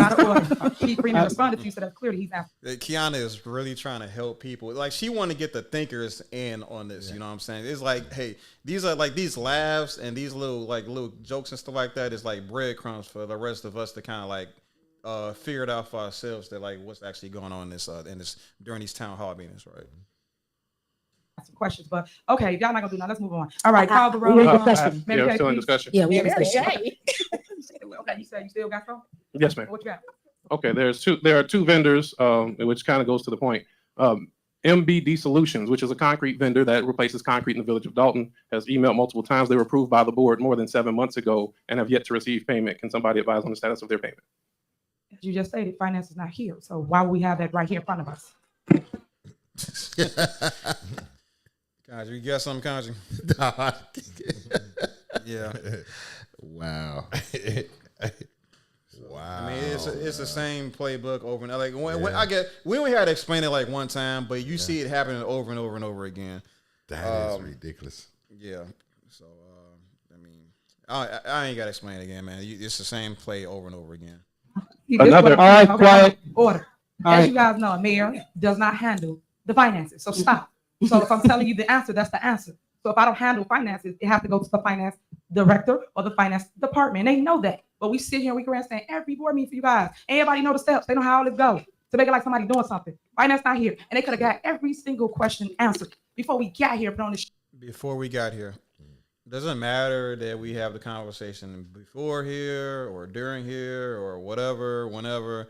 Like these people don't show up, but these answers but we still need these answers. If the finance department is the people that have the answers, but they're not, like, Why aren't they there? come on now, like, this is just it's just comical, you know what I mean? And definitely, like, best believe. Again, I told y'all that she don't like showing up to her own job, to the town hall meetings and stuff like that. So best believe when she's not here, when she's not at those town hall meetings, the entourage, right, is not there either. Like the finance department, right, the two trustees that's in this also affiliated with her, the police department, the fire department, all of these, everybody. All right, this is a hot take, all right. So take this one with a grain of salt, okay? Everybody that doesn't show up to those to the other town hall meetings that's supposed to happen every month, and but does show up to these official township meetings, yeah, they in league with Tiffany, okay? That's how I feel about it. show for you guys to point fingers, because guess what? It's election time. So here we go. But I'm done talking because I know y'all using clickbait. Whatever else you got, we're not going to pass anything. We can just move forward on the vote. I was like, for discussion. Okay, so y'all can talk to each other.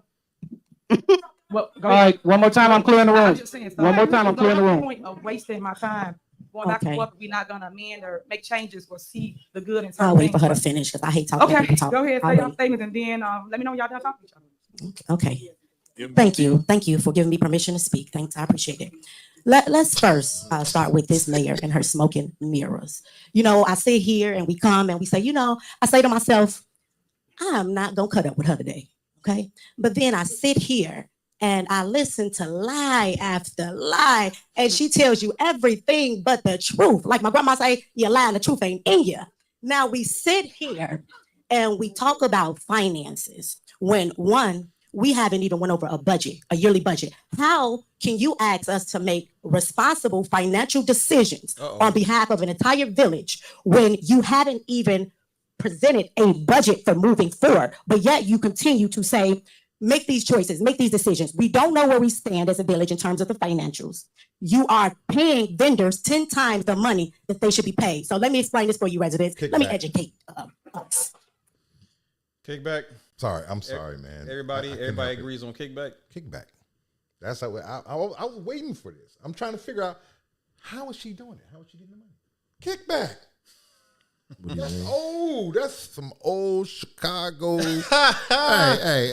Y'all gonna start roping in suburban politics with Chicago politics. It's just the only reason I say that is they all learn the same. We the only one had governors go to jail and stuff. You know, no, but look, for that Burke right now fighting for 89, get ready to go to prison for, but nevertheless, I mean, it is. That's if you're the job that you are about to do for me costs $47,000, and I say to you, well, you know what, I'm gonna give you $80,000, but I need my kickback. Okay, I can write it up. I'm gonna say this, that. I'm gonna take 60. I'm gonna kick you 20. Okay, not that much. He might take 50. Yeah, probably like 50. But you get the rest. You get the change. But all the paperwork says that money went for this job, and this is why. You see what I'm saying? That's kickback. Yeah. Hopefully the people would actually. Hopefully we're the late ones here. Hopefully, right? Hopefully we just the one, like maybe we're the slow ones and whatever, or maybe everybody outside of Dalton is the slow ones. But the people, residents of Dalton, have already figured this out.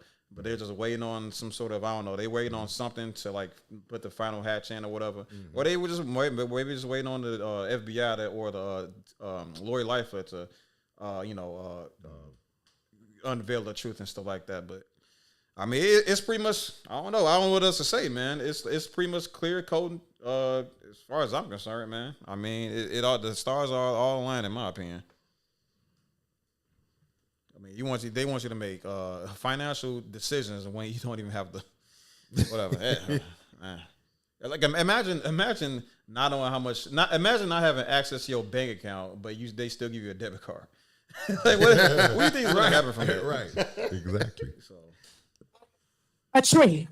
We have a tree on the block, so we have residents calling about trees, and they have an issue with the tree. So we look on. Well, when we were provided with access to my viewpoint, what we were noticing is we would have an invoice on there for $1,000 for a tree trim, okay? Then the very next month, we have another invoice for that same tree for $10,000 to cut it down. So wow. You catch that, Jay? Y'all catch that? Wow. Same tree. Wow. Hold on. Sounds like double dipping to me.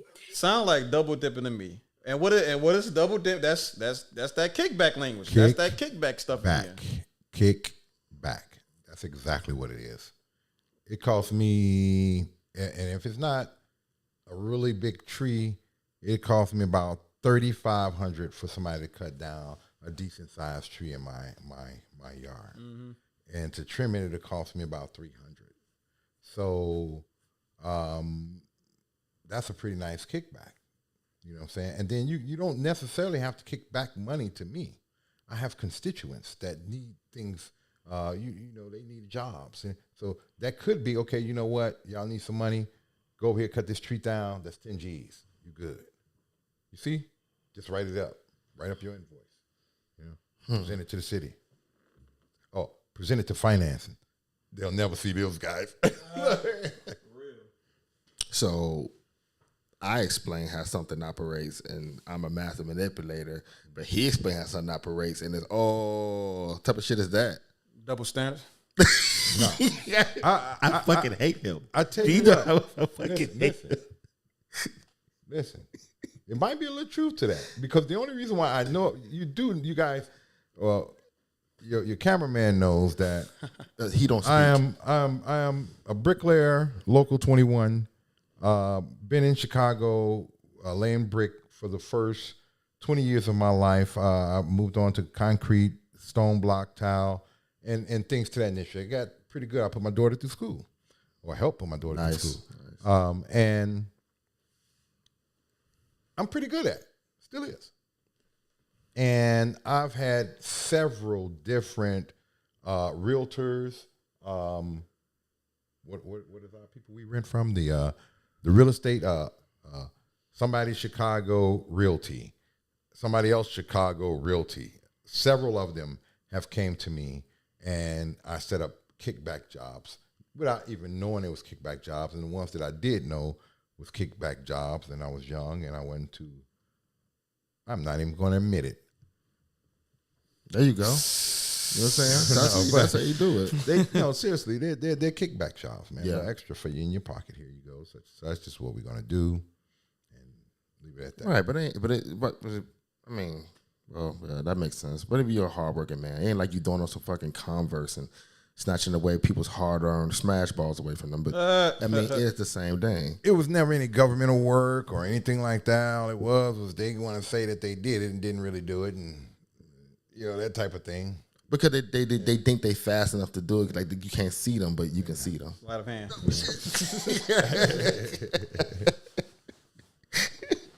Yes, those are inside jokes with a technician. Nobody's gonna get that. All right, let's we got a couple more minutes in this video. Uh-oh. What I do? I messed up dinner. You sit there and you say, well, we have nothing to hide. Well, if there's nothing to hide, provide us with the information. That's very simple. The budget is due at the end of June.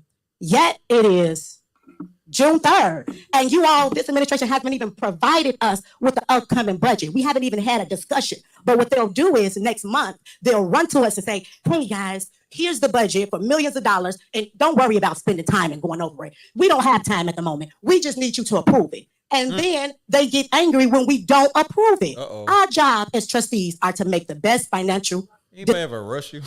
Yeah, that's crazy. I don't like being rushed in general. See, you already on my wrong foot when you try to rush me to do anything. And I'm gonna try to think of some excuse why I need to rush. And I'm gonna think like, wait a minute, why the hell do I gotta rush to make a financial decision like this? And I don't even know how much goddamn money's in my goddamn bank account right now. And then that's when you start thinking about what the hell is actually going on. That's what the trustees all pretty much collectively figured out right here. What was that one name? You need some sound bites for her because that's real talk, man. She's so passionate. This man, oh my God, that's sad. It's happening to you. Sorry, lady. So, all right, keep going. Decisions for the village, not prioritize spending. You sit here and she asks the question, why aren't you all paying for a pool? How can we pay for a pool when you have how do you even ask the question like us paying for a pool when you have residents that have a pool inside their basement every time it floods? That sounds so inconsiderate in terms of. Hey, she been watching the podcast. She's been watching the podcast. Yeah, buddy. That was your joke, Kaji. Oh, was it? Yeah, wow. Check that out. That was Kaji's joke. Oh, that's funny. All right, let's keep going. It's not right. We're sitting here and we're talking about prioritizing finances. That's all we're stating. Provide us with the information. That's it. So residents, please don't be fooled by the smoke and mirrors. If this administration will gladly provide us with the information so we can make the right decisions, we'll gladly come up here and prove it. Furthermore, we're supposed to have 2 meetings a month. We sit here, she decides that she don't want to show up to the second one, prevent us from getting access into the building, and then say, oh, by the way, you know what, guys? Don't worry about discussing it. We're not going to have a cow meeting for the residents so they can come and ask questions. Don't worry about discussing it with them. We'll just pass it either way. And it's unfair to the residents. Residents ask this. Like, no cap, she really is my favorite one. I mean, Kiana Belcher is she up there too, you know what I'm saying? But Man, it's like the way she talks and the way she spells it out and the way she gets, puts like the emotion into everything she says, and everything she says like really easy to digest for everybody to kind of, for even people that's kind of casual in this conversation. Yeah. Very easy to digest, very easy to understand, and man, yeah, she's definitely. I can't decide if it's between. This is the Kiana. She got that fire. You know what I mean? Yeah. This mayor, why don't you have the cow meeting so we can go back to having discussions so that we can discuss these things prior to us coming to the original board meeting where we make decisions? It's only fair. Thank you. And, All right. and she has nothing to hide type of spirit. I ain't got nothing to hide. I'm just telling the truth. You know what I'm saying? Yeah. All right. Can you call the roll, please? Thank you. Call the roll. Okay. This vote is for the corporate bills, AB warrant list, where Trustee House made an amended. Yeah, that was it. Okay. So, all right. So yeah, man. So that was like pretty much the back and forth between a couple of the trustees and the mayor herself. Like any final thoughts with that regarding like this exchange and stuff like that? This mayor, and it begs the question, is that how most city mayors are, or township mayors? This mayor does not hold her council in regard of any type of regard. She sees them as beneath them. She sees them as idiots, someone that she can pull the wool over their head and will do what she tells them to do.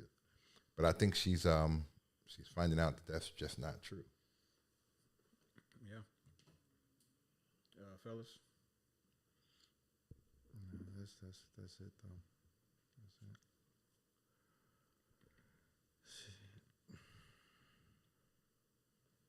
it. Kaji. I thought the Dolton native was gonna say more than that. This whole shit is wild. Like I'm still can't wrap my head around like if it's this much evidence, why ain't she about it there? And then I want to know. It's like I know they probably have elections coming up. Like she has to know that she's gonna get voted out of there. Like unless I don't live in Dolton, so I don't know what the people are necessarily saying. Even though we've seen them come in and speak their grievances, but we've seen corrupt politicians do corrupt things, get exposed for corrupt things, and then be reelected. True. But yeah, but Jay, I mean, you working Dalton and all that stuff. Like, how's some of the communication or like the people that you work with and stuff like that? Is there any like talks about Tiffany amongst the people that you associate with out there? Everybody in my job, they be to themselves. Nobody really lives in Dalton that I work with. They all like work in the area. They be around and stuff. Oh yeah. Nobody really has an opinion per se, but I mean everybody that I talk to, everybody's pretty much in agreement. Like that's wild how out loud she is, how upfront. Like she's not really hiding the fact that she's screwing people over. Yeah. So the people, because you stay in Dalton, right? No, he don't live there. No. Oh, you just work there. Oh, you just work there. Yeah. So to some of the people that do live in Dalton and that do have like a kind of a negative contemplate of Tiffany Henyard, do you by any chance have like name, addresses, and time frame where to go to work? No, I got to look out for Bay, so you know. Names, addresses, no, I ain't got no names, addresses. Oh, okay. I just see like, honestly, like the people, they just dealing with it. They just dealing with it as they always have. You know what I'm saying? Like, shit. One thing about black people, we deal with bullshit. You know what I'm saying? Stride. You know what I'm saying? Like, the people that you see going to these town hall meetings, those are the ones that are actively trying to change the community. You know what I'm saying? A lot of people, majority of the people, you know what I'm saying? Like, we just dealing with it. We live, we work, and we deal with it. You know what I'm saying? Like, people don't. That's what I was saying earlier. We need to go to these town hall meetings and make our voices known because we actually do make a difference for real. Like in numbers, if we get the numbers up, that's what makes the difference in this stuff. It's people thinking that they don't have power, leaving people like that in power. You know what I'm saying? So you don't believe the numbers are up enough to like do something because they must not be if she's gotten away with it this long. I mean, she's currently under federal investigation. I mean, and you know that takes could take up to like a year, maybe more. You know what I'm saying? Like they may come to the conclusion when she's out of office, and it's a new mayor sitting in office. You know what I'm saying? It may not come no time soon, but it's happening. But I mean, if the numbers were greater, if we literally had every resident of Dalton who's actually like in these neighborhoods at these meetings, we'll see action like that. You can get her up out of this seat quick as hell, for real, for real. Is there like an impeachment for like suburban? I mean, Do they have something like that? Yeah, of course they do. you can. Every governmental piece does. Do you live near Dalton? I stay about 20 minutes from Dalton. I live in State. So are you in Thornton Township? Because she runs that too, right? No, I live in He Bloom not- Township. I live in Bloom Township Bloom Township. by Chicago Heights. Okay. Another place is just as fucked up. I really thought Dalton was nice.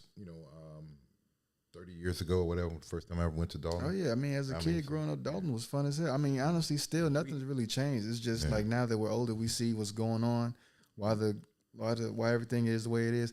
Honestly, the fact that the police station on Greenwood, the old Melanie Fitness Center, the fact that that's an abandoned police station is literally mind-boggling, because I know that they made that change within the last 20 years because it was built in 99, 2000. You know what I'm saying? So like they changed it. Probably like 2006, 2007. And the fact that it's closed down now is crazy. So, like, the money's being mishandled. Straight up. Because I guess you would say that old one is not even all that bad. Like, if anything, could have maybe fixed up a little bit like that, but they don't need a whole new police department, is what you're saying? They didn't need that. But honestly, for real, the old police station, I feel like that's damn near them just cutting costs. Because, like, this is the old one is still manageable, so why move on to this new one that's probably going to equal more costs? Yeah, that's what I was trying to say. Yep. So And because the cost of repairs and reinventions might outweigh the cost of buying a new building. You think so? Yeah, because that's a lot of times, even when you're dealing with cars, it's like you to repair a car or you just buy a new one, but you got to weigh out the cost of repairing such a car versus buying a brand new car. All right, man. Well, you the chief of Tiffany Tahoe's defense force, so you would say some nonsense like that. Anyway, yeah. So Chicago Black delegation out. Love y'all. Peace. Wait.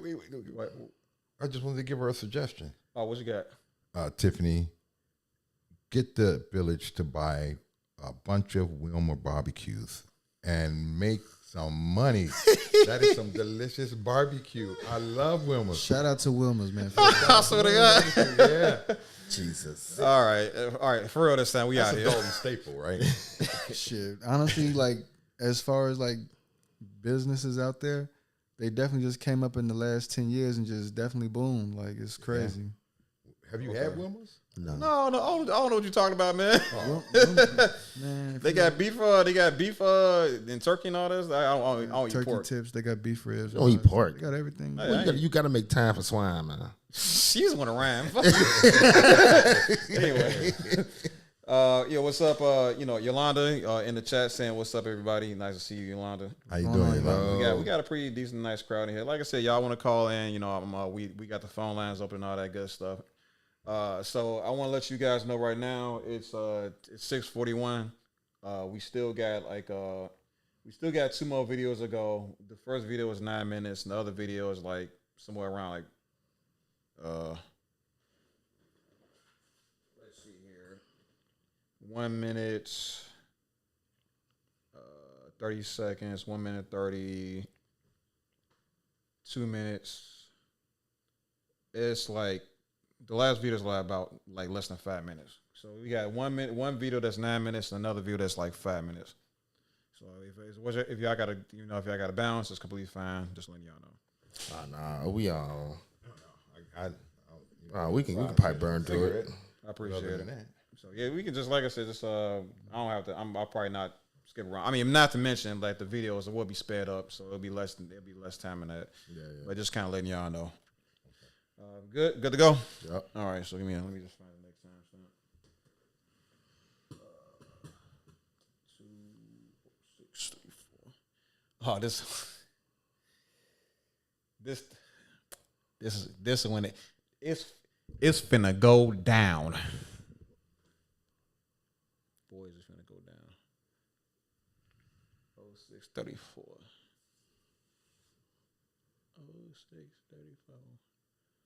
You remember that last video when they was yelling so hard that the microphone was busting up? Wild. Yeah, it's That about shit it. wild. It's about to be up like that. Yeah, it was one video that we did over, and they would cry, they were yelling, and it would mute. I thought he was muting it, and he was like, "No, he didn't even touch it." It's like he was doing it. They were just yelling so loud, the microphone was breaking. Wow. All right, I can't get this proper. I can't get it like where I want it. Okay. What's up, everybody? Welcome back to the Chicago Black Delegation Podcast. I am your host, HT, aka Higher Thinking. And we have the last part of the town hall meeting, or village hall meeting. We got last part of the village of Dalton town hall meeting. Let's check out and see what the commotion was about, shall we? Trustee Belcher. Aye. Motion passed. All right, next agenda is override of mayoral veto issued on May 6, 2024. Okay, I'll make a motion that we approve overriding the mayoral veto issued on May 6, 2024. Second. Is that second? Second. Is there a motion and second? Any discussion? Yes, Mayor, if I may. Okay. After the completion of this vote, I would ask that Mayor Lightfoot, who's present today, get the opportunity to speak on this issue. Uh-oh. You hear that? Yep. Lori Lightfoot in the house. Lori Lightfoot. Lori Lightfoot in the house. Shout out to Lori. Lori Lightfoot in the house. You know what that means, right? Lori Lightfoot is, for everybody that doesn't know, Lori Lightfoot is also a lawyer, right? She's not just the mayor of Chicago. She actually has a pretty extensive history as serving as a lawyer in Chicago. She's a relatively intelligent person. I did do a bit of research and found out that she definitely made some significant wins in her lifetime and stuff. So the people, the Dalton trustees trust her.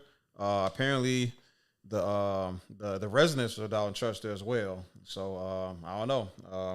It's definitely a very interesting pick, in my opinion. I mean, you could have got any mayor. I mean, not mayor. You could have got any lawyer. You know what I'm saying, to do this case, but they chose Lori Lightfoot. So on one hand, some people could just say that they're trying to cause a scene and stuff like that, but other people can say, you know what, I think Lori Lightfoot is good for the job, and the exposure is good for the village. It's good for this type of situation. So I don't know. There's a couple ways you can kind of take it, but I think the most important thing is Lori Lightfoot good enough for the job? All right. So see how this goes. Is it something you want to say? No, I would like Mayor Lightfoot to. We're not gonna grandstand today, so if it's something you want to say, we're done with our meetings. No grandstanding today. What do y'all think about that statement? Like, if for all of us that don't know what grandstanding is, it's just the idea of making a quote unquote politically correct statement or a public statement that how should I put this? It's supposed to like essentially put you make a statement that's supposed to be, I can't really put this in words. Grandstanding. I'm gonna have to edit this part out. Like, for real. Let me look at this. I don't want to lie to nobody because I be doing this thing where I be just putting words out there and then I don't know exactly what it means. So hold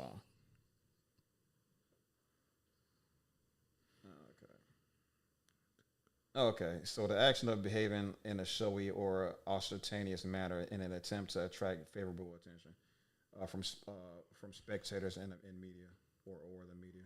Okay, yeah. So again, it's just the idea of like behaving in a very grandiose or mighty. What's that phrase? Attention grabbing, basically. Attention grabbing, but like higher than thou type situation. You're trying to grandiose. Yeah, you're trying to do this in front of an audience so that you can gain like a large favorable audience and to rally behind your cause and stuff like that. So she immediately tried to jump towards buzzwords and stuff like that as a matter of defense when there's something very, very serious that she's gonna have to deal with. Like, she knows if Lori Lightfoot of all people is gonna step up to her, like lowly old Tiffany Henyard, Dalton of Dalton Village, or the Village of Dalton. Like, what is she? You know, that's gonna obviously spell trouble for her and her election cycle. You know what I'm saying? So you're gonna see a lot of that in this video. So, No, something you would like to say? we can add it in the discussion. Well, my discussion was stated, so I will request, and I don't think that the meeting will adjourn until that happens. So if we can prolong it as long as you would like, Mayor. Well, I guess we will prolong it then, because at the end of the day, you can make your statement. This is not a political grandstanding moment, which this is what you guys turned it into. So you got something you want to say? You wrote a statement. You got anything you like to say? Okay. You want to call the roll, clerk? Call the roll. You want to call the roll I think for you his requested motion? that I got a concern. after the vote. Okay, sure. Trustee Norwood? I got a concern So on that. you got something you want to say? Yes, ma'am. Okay, sorry about that. Go ahead.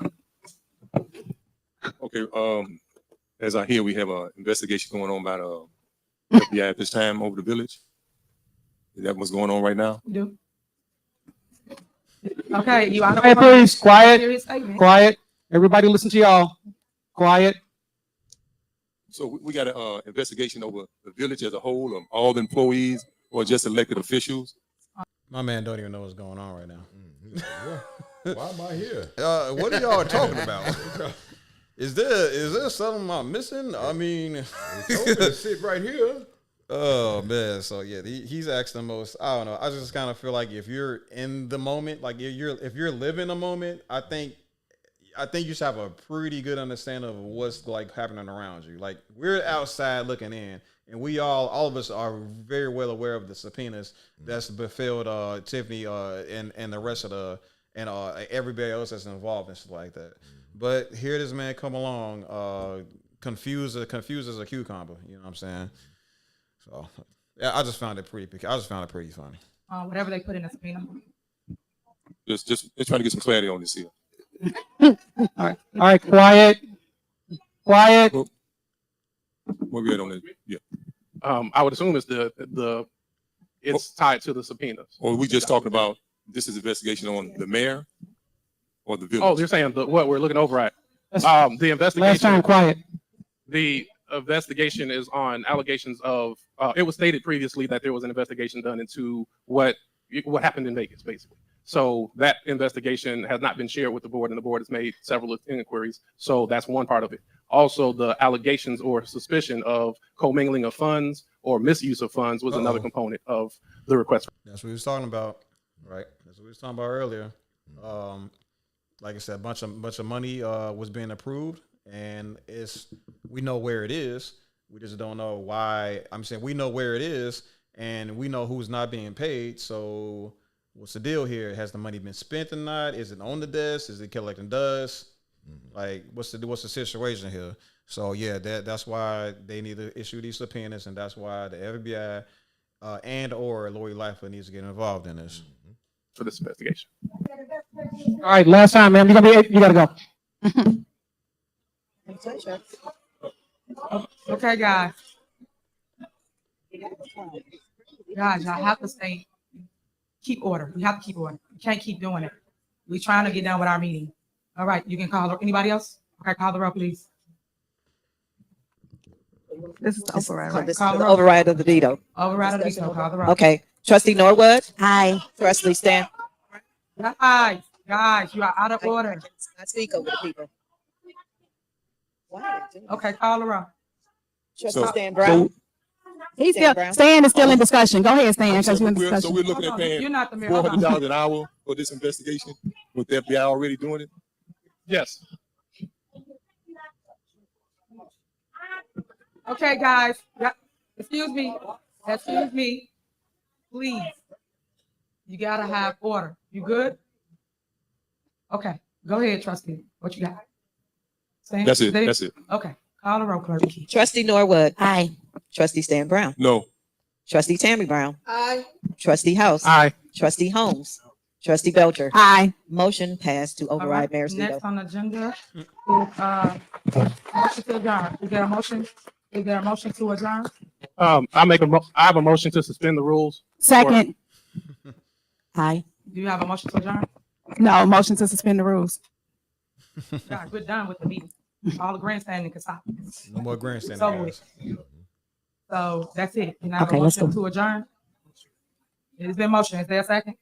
It wasn't a motion to adjourn, Mayor. Trustee. Trustee, did you? Trustee Holmes, did you adjourn the meeting? Okay, he adjourned. Is there a second? Is there a second to adjourn the meeting? So I have a question because the Okay, guys. Can we because the motion to attorney adjourn ain't the said nothing. Guys, you are out of order. Let her speak. Guys, Let her speak. okay, nobody gonna speak. We gonna clear the Let room. in a her minute. speak. We're gonna clear the room. Let her Oh, speak. that was what, with Lightfoot there? Guys, Let her speak. hello. Nobody's gonna be heard if you keep talking. Do we got a motion on the table? Yes. Is attorney, excuse me, attorney, do we got a motion on the table for the record? I just want to know. With all due respect, Lightfoot, you do not have the floor. We are adjourning our meeting so we can go. So Yes. if he had something to say, he could have wrote it, and did all that.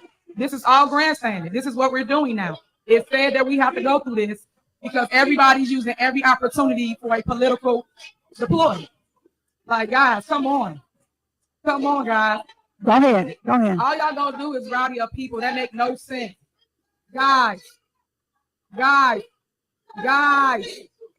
Thank you. Y'all will be. What I will say is that it's an honor to be working on behalf of the residents of Dalton. wow. We have not And that's what I'm saying, rested because while you was this once a mayor procedural too. matters and then Boy.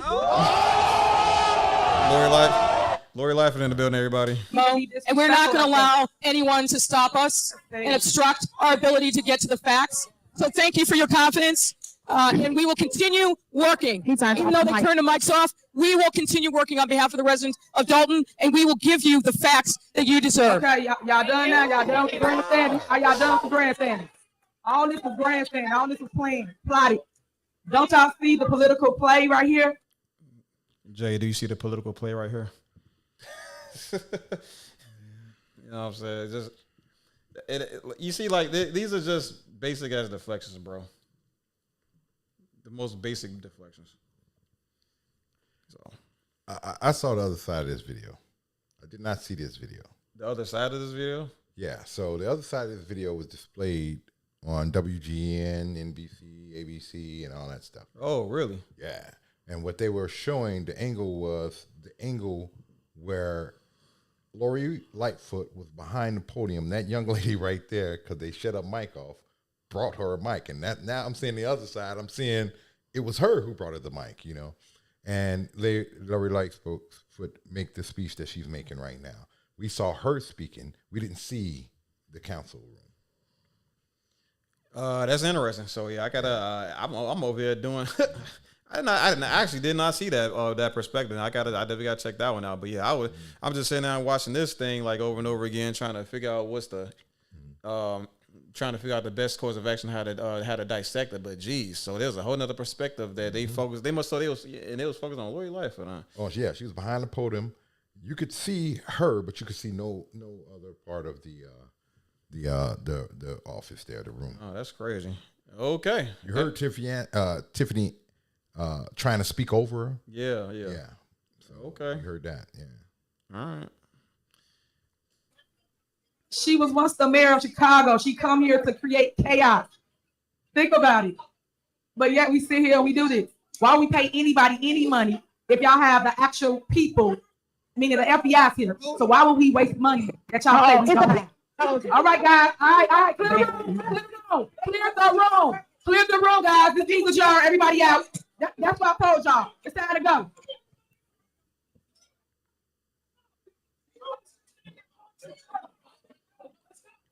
And that's it. Well, that about concludes it. Wow. She ran. What's in y'all thoughts, man? I think that's exactly what they needed to stir things up with her, because Lori Lightfoot truly intimidated her. She got up and she got out of there without emotion to disrupt the meeting. So I mean, they had emotion, but not a second. Yeah. Oh boy.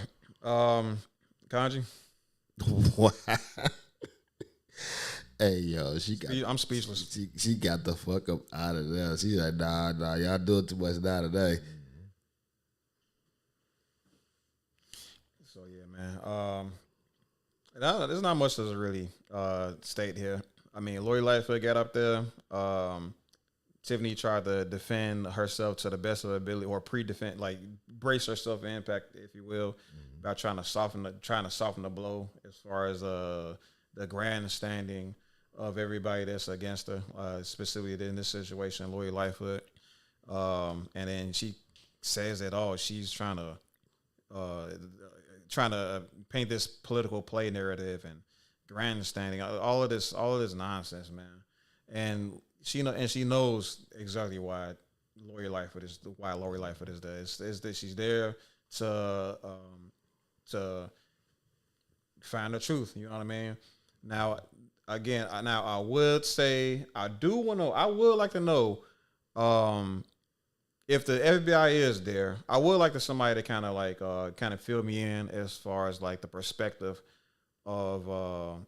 I would like somebody to kind of fill me in about like on the perspective of like the situation regarding the FBI being there, but also Lori Lightfoot being paid to find out, to see what's kind of going on there. Now I know there's a lot of people that just simply don't trust the FBI for a bunch of different reasons and stuff. I don't know if that necessarily plays into like this specific situation, right? But I don't know. For me, it's just kind of, I just want to know, is there an answer for that? Because that's, of all the things that I've heard Tiffany say, and as far as attacking the other trustees and other members of the body that's trying to hold her accountable, like that, I still haven't heard anybody kind of give like the counter narrative or the counter argument towards if the FBI is already here, then why is Lori Lightfoot here as well? And she's trying to use that as like an argument against the trustees as far as like managing of the money and stuff like that. And it's like, okay, of course, you can just say, well, who is she to judge who's spending money justly or unjustly or what have you? But it's still, I'm still quite curious about that, to say the least, right? Anybody got like a spin or what you kind of think about that at all?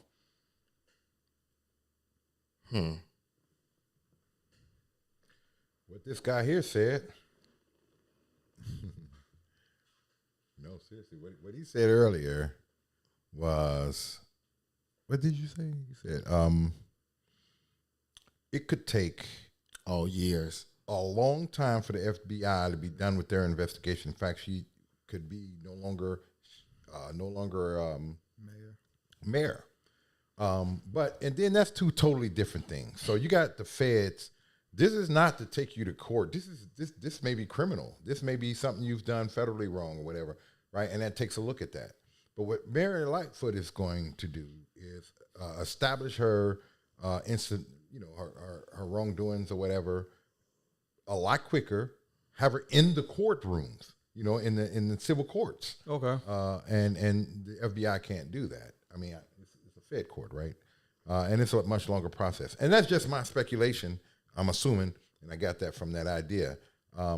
This young lady is a real narcissist, man. No, she is. She really is. Yeah. I can see it all day long. She's compassion, to be able to care or feel or think about the people you're harming. You know what I'm saying? Oh, you got a point. Just don't have the ability to do so. Wow.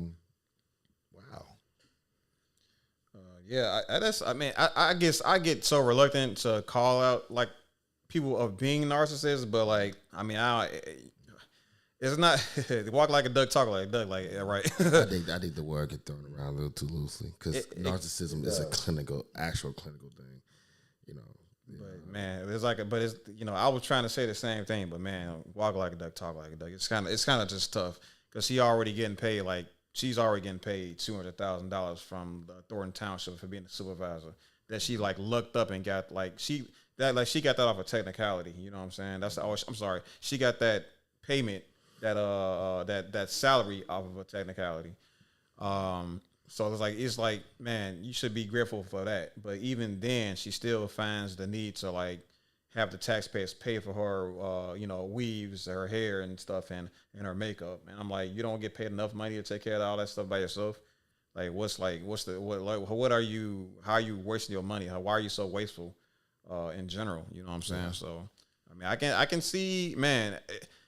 If she's not a narcissist, I would love to hear. I would love to hear the counter. I would love to hear the counter argument. But I understand what you're saying, though. But we all can exhibit and do exhibit narcissistic behavior from time to time. A sociopath is a narcissist. A psychopath is a narcissist. There are different levels, right? Yeah. And then you have those who are, and I don't know if the right word is it, but they're not sociopaths completely. They're not psychopaths. They're just narcissists, and that's one of them right there. Yeah, I mean, like, if nothing else, like, there's a whole lot of shared traits. There's a whole lot of shared traits. I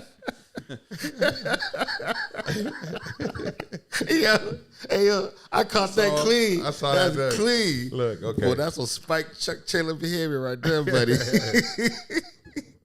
So, like I said, if it's not exactly that, then like I said, there's a lot of shared traits amongst like actual narcissists and stuff like that. If she isn't outright one, you know what I'm saying? But yeah. So I don't know. Unless y'all got any other additional closing statements, we can close this one out. Yeah, close it. Case closed, everybody. She's she tripping. She's tripping. Yeah. All right, the Chicago Black Delegation sign out. Okay, so last video, then we can head up out of here. This one is even shorter than the last one.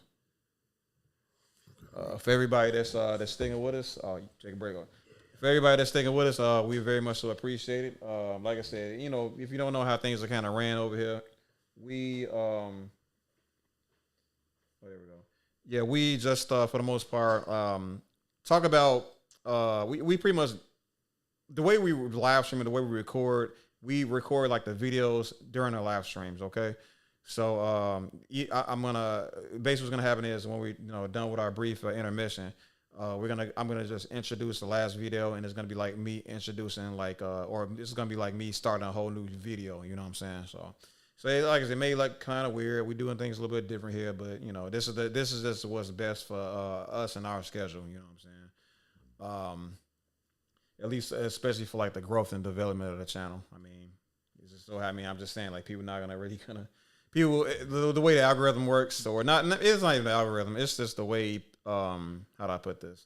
The way people's attention span work. People don't like to sit around and listen to 3-hour podcasts. You know what I'm saying? So that's why we choose to just we do like the big record here, and then we do it live to like kind of engage with the audience and stuff like that to some capacity, because we do like the idea of live streaming, but like I eventually go ahead and chop this stuff up and create the videos, the myriad of videos that we have under the channel itself, right? So.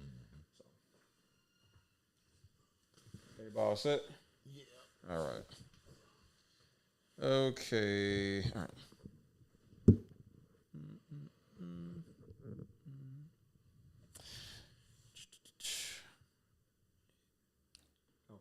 What's up, everybody? Welcome back to the Chicago Black Delegation Podcast. I'm your host, HCK High Think, and I'm enjoying with my lovely guests here. And we're going to be checking out a Tiffany Henyard response video of what happened in the latest town hall meeting. All right. So let's see what she got to say. Last night we had a board meeting, and it saddens my heart that it's so much chaos going on that people. For everybody that don't know already, yes, I do listen to Tiffany at 2 times speed. Crazy, I know. Cocaine's a hell of a drug. Yeah, it's already talked too fast. She already talked too fast. Yeah, And the funny part about this is, and this is not gonna be part of the show, but the funny thing about this is I as much time I think I'm saving by listening to her at 2 times speed, I have to listen to it multiple times because I don't know how much time I'm saving. No time. I really don't know how much time I'm saving. You know what I'm saying? All right. You got this. So about last night we had a board meeting, and it saddens my heart that it's so much chaos going on that people want to create division amongst us, but not give facts and truth to what's going on in our community. You guys know that I've always been the voice of the people, and I've always been trying to uplift my community and tell my community what they mean to me, because sometimes people don't know their worth. So we have done so much within my term, and I'm only 3.5 years in, and I think we have created so much in our village. And it saddens my heart because you have board members that's using it for political gain, playing these games, and they're using the people as, I don't even know what to call it. And I just need y'all to pay attention, because I have no more words as it relates to what they're doing. You have to look and pay attention with your own 2 eyes of what's going on in the village of Dalton. And as I always say, me today, you tomorrow. Jay Rashid, is it you today or what's up? What's y'all thoughts regarding regarding this aspect of her trying to throw the trustees under the bus and everybody that's quote unquote confused under the bus, and just like, man, like the narrative she's trying to spin right now. Narcissistic behavior. Look, the deal is this. She's already demonstrated in the meeting in front of everybody her lack to be transparent in any kind of way about the finances. They got tons of information and evidence proving that money is not being paid, but it's being approved. All right. So all this stuff is going on, and it's like she doesn't skip a beat. She doesn't care. It doesn't. She's not affected by it. She can come back and throw them under the bus and create any narrative she wants to. Her mind is clear. She's not pressured. She doesn't have any guilt or shame at all. So it's like, hey, I'll bring up a new narrative. Oh, you got something for that? I got another narrative. And I'll keep going as long as you can go. It's crazy. A real politician. Yeah. What you got to do, you can't be up there fucking letting guilt get the best of you, and you trying to do criminal shit. Right. What kind of criminal would you be? Right. Yeah, very much so agree, guys. Next part of this. And she cute. And Hey, that's kinda. Hey, that's bad. We don't do that. Oh, we don't do that. We don't do that. Okay. So that all right. Everybody, that is our power, guys. Looking woman. That's funny. All right, moving on. And people don't understand that. So then when you get 4 individuals who really is puppets to the puppet master, which is the lawyer, come in and try to overtake government, that's not how it works. As I always say, when it's a woman in control, a woman running things, you guys have a problem with that. And it's sad because we know what we're doing and we want change. We want things to go right in our community. But sometimes there's been so much bad and so much corruption in our communities that when we try to implement the change, it's like, y'all want to know why. Oh gosh, you pulling the feminist card. Now I really feel bad for making that. I'm sorry, man. Oh my god. So now you know how that goes, guys. I mean, nothing against women empowerment and everything like that, but like, bro, y'all gotta understand, okay? When somebody uses this fem card, they trying to drag you down with them, okay? They want you to feel bad for them. They want you to rally up behind their nonsense, and they don't want to be held accountable. Okay, like, just seriously, please vet the people that you trust and get behind. Okay, don't let her just guilt trip you into like supporting and stuff like that with this speech of, oh, y'all, they just don't want to see a woman lead. They want us to lead. You know what I'm saying? It's us. It's us versus them, girls. Yeah, she sound like every fucking female director and producer that made a bad fucking female action flick. It's the men, though, we didn't do well. No, the movie just sucked. So, yeah. And we should watch women's basketball. Uh-oh. Oh, whoa. There it is. I was waiting on somebody. Sir. Whoa. Let's not go crazy. I'd rather a bunch of Tyler run around with a basketball playing football than watch that. All right. So you finna have Tyler Reese slam dunk on your ass, nigga. All right. It's so much going on, and y'all don't even got proper information to make decisions. And when y'all see me, ask me. I'll tell y'all what's up. Because at the end of the day, y'all voted. Real quick, has she told anybody what's up yet? No. But wait a minute. They have asked her. She still didn't tell.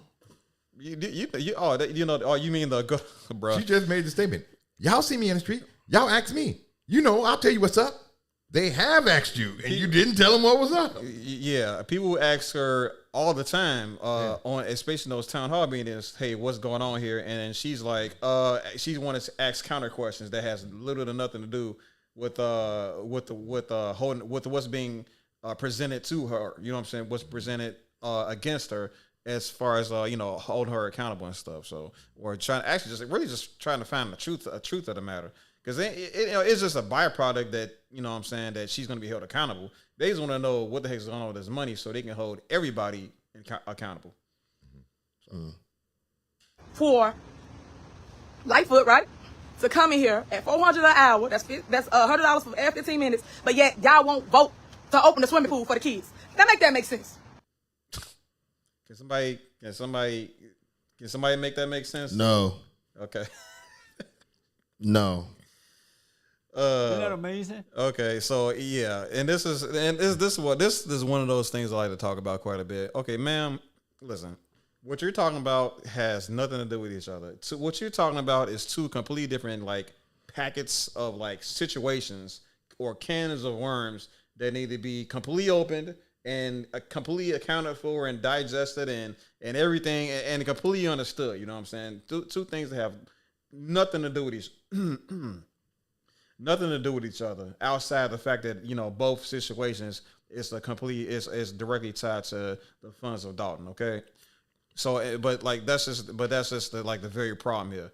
When you open up the can of worms as far as why they need a lawyer, okay, that whole pipeline of understand that whole situation is directly to do with her and what needs to be done. I mean, what actions need to be taken to fix to uproot the situation that is Tiffany Henyard and her cronies and stuff like that. Okay, that lawyer is a necessary function towards the betterment of Dalton. However, the pool, right, that she's trying to compare this situation with the pool or whatever like that, complete. Bro, it's a pool that she want to use according to her, she wants the kids, these black and brown kids, to learn how to swim and stuff like that.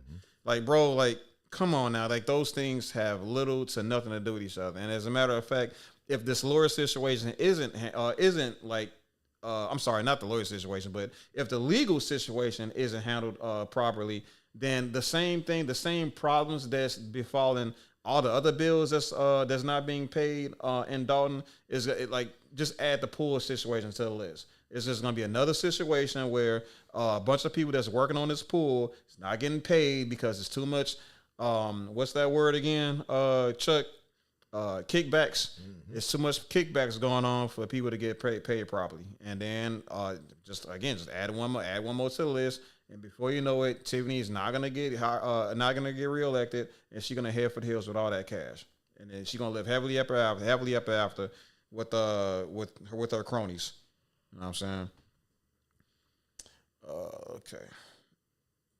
I asked about this last night. They took it off the warrant list. So those that live in Dolton, y'all want to swim, and I think that we should open the pool because that's what I'm advocating for, to teach our kids, especially the black and brown kids, how to swim. I mean, Tiffany, everybody want to see you be held accountable. That's what everybody wants. Because that's the number one thing they all say. We don't know how to swim. But we have a pool that we pay for regardless, but ain't open. Because people playing politics. These are the things I'm fighting up against. Greenwood Falls, right? Y'all see it? We got an outdoor roller rink. These are things that should be advertised to y'all, tell y'all what's going on, but they not. They won't tell you anything like that. Okay. Any comments? Yeah, I want to make one because I think you guys misunderstanding. You don't get it. If she gets this pool open, there will be no need for Lori Lightfoot because all the bills will be paid and she will be transparent and everybody will be happy in the utopia because there's a bunch of black and brown kids swimming. Yeah, all the black and brown kids gonna be a bunch of Malcolm Phelps, and they all gonna bring money back into the money into Dalton, and then all the financial situations gonna be all solved. You got wonderful. That's that 5-dimensional chess. That's that 5-dimensional chess me and you constantly be talking about, right? That's that 5-dimensional chess, man. You gotta have it. You know, she got it. Like what? Clairvoyance? What do you call it? Clairvoyant. Clairvoyant. Absolutely. All right. So let's see what else we got here, man. Bring KP in. KP is an influencer as well, alderman in Harvey, and he wants to tell y'all a couple things so you can hear from somebody else other than me. All right. Jay Rasheed, let me ask you a question, my guy. What do we know about Harvey, and what we know about how politics is done in Harvey, and what we know about the Harvey's overall, as we say, economy that's directly to do with the influence of politics, of his local politics, because she's going to bring in an alderman of a town that's fucked up. I mean, look, their businesses are shutting down, taxes is going up. Harvey is not doing any better than Dalton for real. Like, so you bringing him in, y'all really just all on the same little payroll. Ain't he? He's a board member of the Thornton Township, ain't he? Yeah, he's. I believe he's a trustee. I know he's at the town hall meetings and stuff like that. But he's writing her pocketbook with her, and it shows. Yeah, I mean that might be a smart move on her part. If she know other townships are kind of, underhanded and doing some corruption shit, they band together like the motherfucking Avengers. They might beat this shit. I bet until one of them gets fucked up, and then all of a sudden they finna one under the bus. They finna open a can of worms on them. I was trying to tell y'all back then. Yeah, I was trying to, I was that secret agent. I was a secret agent squirrel trying to get them, uprooted. You know what I mean? Then you go to jail, man. But yeah, let's see what this cornball got to say, man. Let me say this. Oh, go ahead. Okay, so for those who know and who's watching right now, I only got one thing to say about Harvey, Mayor Kellogg, and that may be her inspiration. Inspiration. Yeah, I mean, this dude he was about to go to jail for stealing, but yeah. Oh, no, say it ain't so. Yeah. Oh man, bro, Harvey is I saw a video of a dude riding through Harvey, bro. They got trees growing inside the apartment complexes. It's like it's insane, bro. They have videos about a lot of abandoned towns, that's no residents all throughout Illinois. I ain't really because I know you brought up how Harvey looks. And I know it came across my time screen, my YouTube, and it's I pray for the one like that. I have a piece of property right now, 122. Can't say the whole thing, I guess. In Harvey, my dad, that's where he lived, and they have the 2-flat building there now. So spent a lot of time out there. One side of Harvey looks like a dusty, forgotten town with several residents weaved all through the abandoned buildings. And then another part that looks somewhat decent. Somewhat decent, okay. Yeah, I saw a ride along with. I was referring to a ride along. Probably the same YouTuber.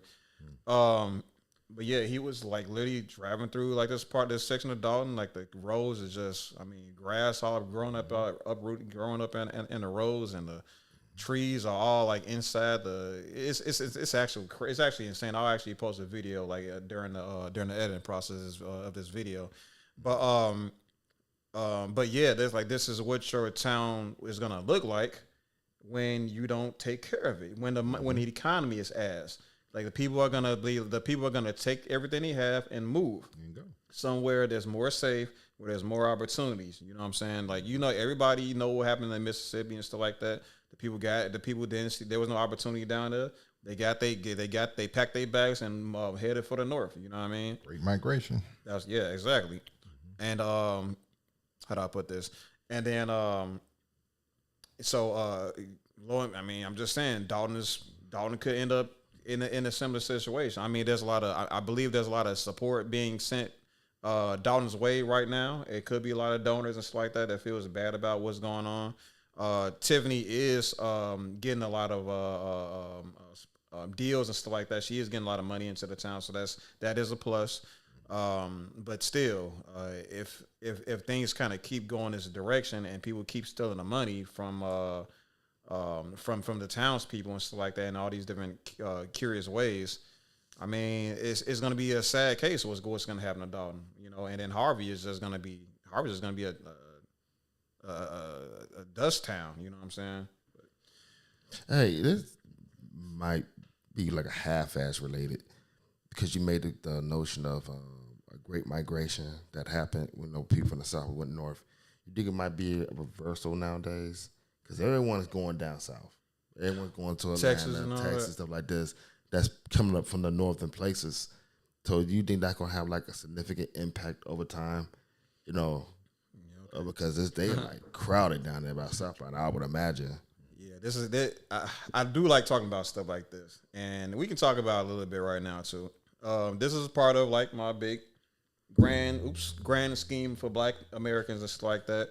I want Black people to go where the money is. I want Black people to go where infrastructure is. You know what I'm saying? If where you going has good infrastructure, then I want Black people to be a part of that, also making that money. You know what I'm saying? If we are gonna go somewhere where there needs to be a significant amount of development, I'd rather us go in like an extreme mass so that we all can help each other build up that community or that potential that prospect, if you will. But to answer your question in depth, like I can see that happening, but it's gonna be because of politics, like the direction of the politics themselves. Here in Chicago, there's a big push of let's call it holding Democrats accountable for right now. And I would say one extreme of that is voting red, voting for Republicans. But a lesser extreme, which is more so where I'm at, is just holding what we have accountable right now, and then voting locally so that those that's going to be taking their place is actually have Black people's interests in mind. You know what I'm saying? Like that's how we fix this. It's about starting from the ground up. You can't really just keep chopping the dandelions down. The weed is just gonna keep growing. You know what I'm saying? So you have to plant better seeds. A place that's about Black, a place with an infrastructure that we can build from the ground up. If we want to take en masse, if we want to do that, these are different things. Yeah. We either move somewhere where there's plenty of infrastructure, or if we're gonna do something where we build it from the ground up, we do it in extreme and mass, and just enough resources to make that. So you need a shawl. We're gonna get you a staff. You're gonna split the Atlantic straight to Africa, and we have all that there. Okay, Umar. Anyway, stay y'all Black asses. I'm taking a page of the technicians. Bombs away. So anyway, but Marcus Garvey.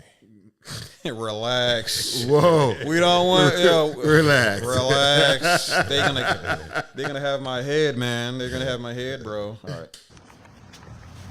What's going on, everybody? Just want to take a minute to talk to the residents of Dalton that know Tiffany's work. Tiffany has been busting her butt for you guys. I need y'all to pay attention. Anyone that knows me knows that I encourage everyone to research for themselves. Always have. That's all. I'm gonna say y'all right now. He is showing the traits of someone lying. Up and to the left. So easily. up and to the left. So easily. I'm gonna let you break that down right now, but I'm just gonna say what he just said right now is the only semblance of truth that he made in this entire video. I'm gonna spare y'all the cringe, okay? Because cringe it's bad for your teeth, ain't it? Like you just gotta you don't want to do that cringe and stuff too much. But that's the only thing that was ahead of you about listening to the rest of that video. Go ahead, Conji, take it away. Yeah, he's terrible. Like at least with Tiffany, she's looking at the camera majority of the time before she kind of twists away with her eyes. He's not even looking at the camera. It's like he's looking at the fucking prompt. He's like, yeah, look. I know, right? Like, god damn. Yeah, man. So yeah, just don't bother with these different type of liars though. I do want to shed just a tad bit of light on this gentleman right here. This is a alderman of in Dalton, right? He's also one of the board members of. He also acts as a board member in Chicago, in Dalton. So let me zoom in real quick and just kind of read a little bit of testimony here. How do I zoom in? Here it is. Oops. Okay. Oops.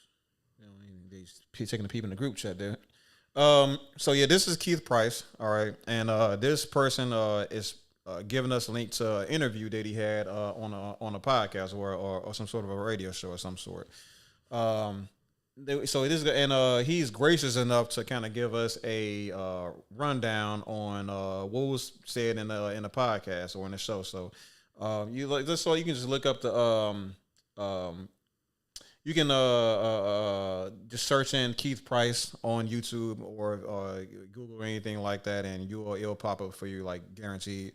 If nothing else, I'll just post the link of the interview itself in the description so you can watch it yourselves. But this is what this gentleman said. So Keith Price did an interview yesterday. You all might want to check it out. Couple things before you watch. He said he doesn't take nothing personal. He never mentions a plan or anything that's going to push Harvey forward. He plowed snow. He mentions a lot of people by name, but never mentions who or what companies Bobcats they were. Just kind of bear with the grammar here, y'all. I'm sure the citizens want to thank them. Never says how many people are on the paid streets and sanitation department. Apparently, he has an issue with Zuccarelli, but not Mayor Kellogg. And last but not least, he thinks you should have to serve on boards or get experience like him. To be effective, keep in mind Obama was a junior senator when he ran for president, and Trump, as you all know, had zero experience. Think he kind of trying to discourage new blood. Drop your thoughts. So, what do y'all kind of think about what this guy said about the summarized version of this interview?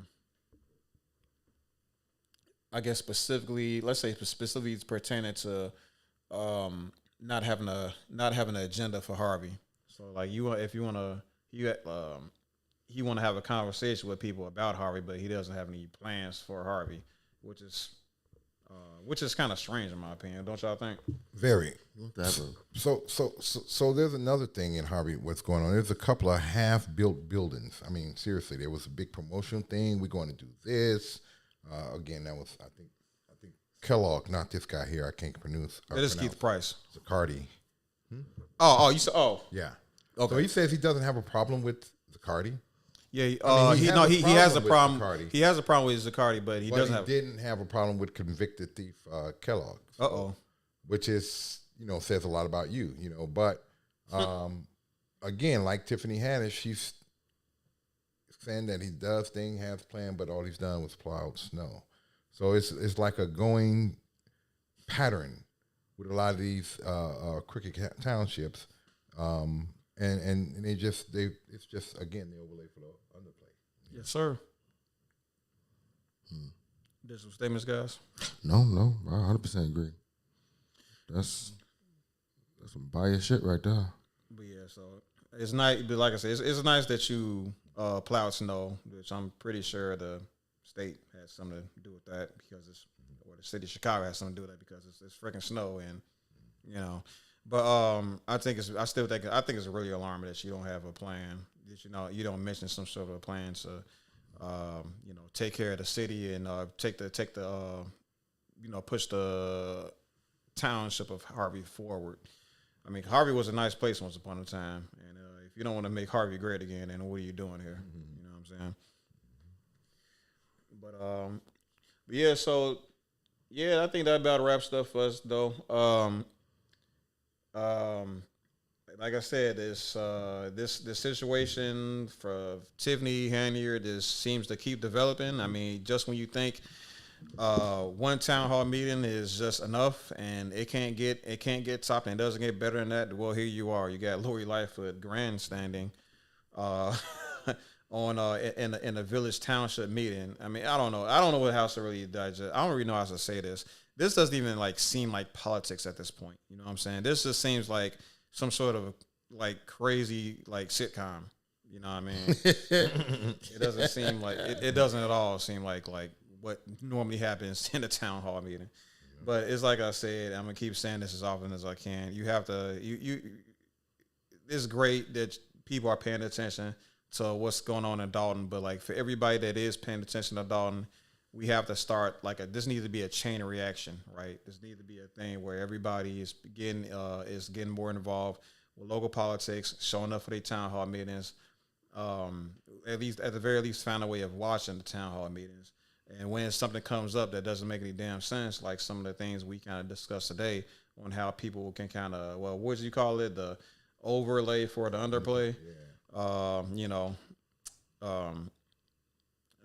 You have to call it out, man. Like it's one thing you watching it. It's one thing to watch it at home, and then you're smart enough to pick up on what's going on. You're smart enough to pick up on the blatant disrespect of the taxpayers' money and stuff like that, overspending and what have you.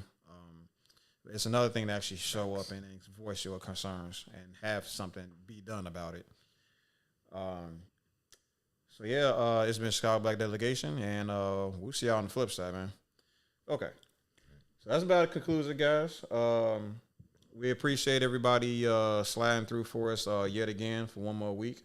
We actually got a pretty decent amount of viewers today. We got about 25, about 30, I think. So that's extremely dope. Thanks for all the commenters like that. But if you guys can go ahead and tell us who you are and what you represent, and tell us about yourself and all that great stuff and where they can find you, that'd be great. Just let him go first. He got way more going on than we do. I don't even know why y'all do this to me. Yo, you already know, man. It's J. Rashid, man. You can catch me on my channel. You know what I'm saying? I got some stuff dropping soon. Told y'all at the top of the video. But Chicago be like, Pop the Balloon, Find Love. We got more WWE2K, Assassin's Creed. More stuff coming for you. Definitely give it on that reaction video skit, thing, man. Like I said, man, people like hear you talk, Jay. I mean, people they want to hear what you got to say. So Debbie get on that train, bro, for real. Just a roster accent. He can't fucking. He just fucking got girls and shit going crazy over there. it's the green eyes, man. That's all. I'm the biggest hater. I hate the way that you talk, the way that you play video games in your braids. Is it green or is it gray? Like, what is it, bro? Yeah, pick one. Not brown. Brown ain't nothing. Don't look at my eyes. But tell them about yourself, Chuck. Tell them about the. We saw your restaurant. Me and the technician here drove past your Chuck's restaurant, man. Well, you can see it again if you just pull up PN Pop. Oh, yeah, right. So I got the website going. GN Pops. Check it out. I'm still developing them. I'm growing it. And I'm going to have it out here on a regular basis in just another maybe 15 days. So look for Golden Apple Popcorn. I'm going to be everywhere. Pop-ups, farmers markets, vendors markets, talking about it here, talking about it there, for the most part, you're going to see me all over the city. So looking forward to see you. Excellent. Okay, this is Kanji here at the Black Delegation Podcast. Doing my thing. I want to give a shout out actually to a friend of mine's. He's having an event at the Q Bar and Grill on June 28th. He a dope brother. I want to invite him on here one day. I think I told you about him. Okay. Yeah. Dope. He into like real hip hop, like real hip hop. It's an independent night there. Is on June 28th. He's not just into people that just take on 20 rappers at once, right? No, he's a fake activist who messed with white women. But no, he ain't like that. Oh, that's a Kendrick joke. Okay, I got you. No, he a dope brother. Me and him have many conversations, so I'll have him on here one day. He has an event at the Bar, Q and Grill in Darien, Illinois, June 28th at 8:30 p.m. It's a hip hop, B-level hip hop. He go by the name of B Class. So y'all show up. I thought you was show gonna support. say fucking D sharp, bro. I'm like, oh fuck. It's a rap joke. It's a rap joke. Don't mind me, guys. Fucking stupid. Anyway, yeah, show up, show him support, check him out. He cold as hell, man. I like y'all. Yeah, he do his thing. B sharp, D major, whatever. Any shout outs, guys? Any shout outs? Steve? I'm gonna give a shout out to Brad. Right in the middle of Hey, Brad, get your ass on the show, right, man. Right in the middle of the you calling me. I haven't answered my phone. I'm on the shout out, Brad. He probably called you to cut. Hey, why you say that? Why did you say that? Why you say that? I just shit, hope man? he ain't calling and say, man, you look hideous. You need to hey, take that off your Get a line, nigga. Yeah, for sure. Oh yeah. I got the I'm good like, shit. that's pretty thick, man. Yeah. See what I'm saying? Oh wow, that's a tablet. Oh yeah, team fold. You know what I'm saying? All Team day. fold. All day. Team fold. Oh, is that what that is? Yeah, it's a fold. It's not a tablet. It's a fold. It's a phone meant for sophisticated people who understand things. But that's beside the point. You know what I'm saying? For people who want to do unnecessary extra. First and fucking foremost. Hey, we get a lot of multitasking on this big old screen, right? A lot of multitasking get done. I know, right? Is that Samsung too? Yes. Yeah. Oh my god. I mean, people who got Apple are degenerates and rapists. So, you know. No, people who have apples are actually quite intelligent. They listen to yacht rock radio. Hell no. But for sure, y'all. Yeah, again. Special shout outs. Shout out to what's that guy name? King Savage. Probably doing a Savage report. Won't even get his ass on the damn, King up here and make it happen. You know what I'm saying? Savage. Hey, Rashid, is that dude that's trying to be you? Cause he's a fake Rasta and you a real one. Oh, don't involve me in y'all. Yeah, man. But yeah. Shout out King, man. Hey, man. Hey. That's my homie, man. Yeah. We do keep the peace right here. We like to keep the peace. Keonji always trying to start the chat.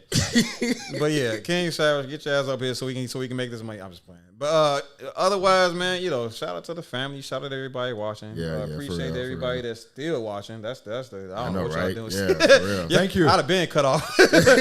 Appreciate you. Shout out to all the new subscribers we got. Shout out to everybody that shares. Shout out to everybody that want to be a part of the conversation. The people that want to see the trajectory of Black culture going forward. Even if you're not Black, because I'm just saying, when the fellow Americans do good, it bleeds back into the economy itself. You know what I'm saying? This is not something where we want to just take our money and then fuck off with it and not reinvest into our own communities, not reinvest into the economy itself and all that stuff. I mean, I'm just saying, like, there's so many people right now that's so antagonistic against capitalism. I mean, I know everybody, hates these commies and these Russians and all that other stuff. Like, check this out, bro. The best way to shut down all of these people that's so antagonistic against a capitalism is, hey, give everybody like a fair shot at this. You know what I'm saying? Like, express like these, like for the big wigs up there with the big corporations like that, bleed out some of that what I mean to say is invest into these different lower end communities and stuff like that, so that so these people kind of be quiet, like give us some opportunity, give us the same opportunities that that you give your own children and stuff like that, because when we all help each other, especially those at the top, help out those somewhere at the bottom, it makes this capitalism thing a little bit more digestible for the rest of us. Like, let's collectively help capitalism work better. You know what I'm saying? I don't think capitalism is a completely horrible thing to do. I don't think it's a horrible system. You know what I'm saying? It's just that it's only misused by people that misuse it, right? But if we just kind of if we just invest into like these lower communities and stuff like that, it'll work better and more people will be pleased with it. And a lot of the things, a lot of slippery slopes that can kind of happen from everybody's collective disinterest in capitalism, we can subvert a lot of that. Okay, so again, it's all love from over here. We cool with capitalism. We not no commies. But for the most part, let's just all be more community minded about opportunities and stuff like that. And let's work towards making America a better place, right? But in the meantime, Black America, it's time for us to take life by the horns and take this culture and re-own it, right? And we can only do that by having these conversations. We can only do this by having conversations that push. Let me try that again. we can only do that by having conversations that are surrounded around the aspects of America that make the economy flow, right? We won't be able to take control of our culture by simply continue to waste our time on distractions. Okay, so again, it's been hard thinking. You can email us at chicagoblackdelegation@gmail.com, and we cannot wait for your questions and comments and what's that word when they give us ideas for videos and stuff like that, huh? Content? Yeah, give us ideas for content. In the meantime, catch you on the flip side. Peace. Peace. Oh man.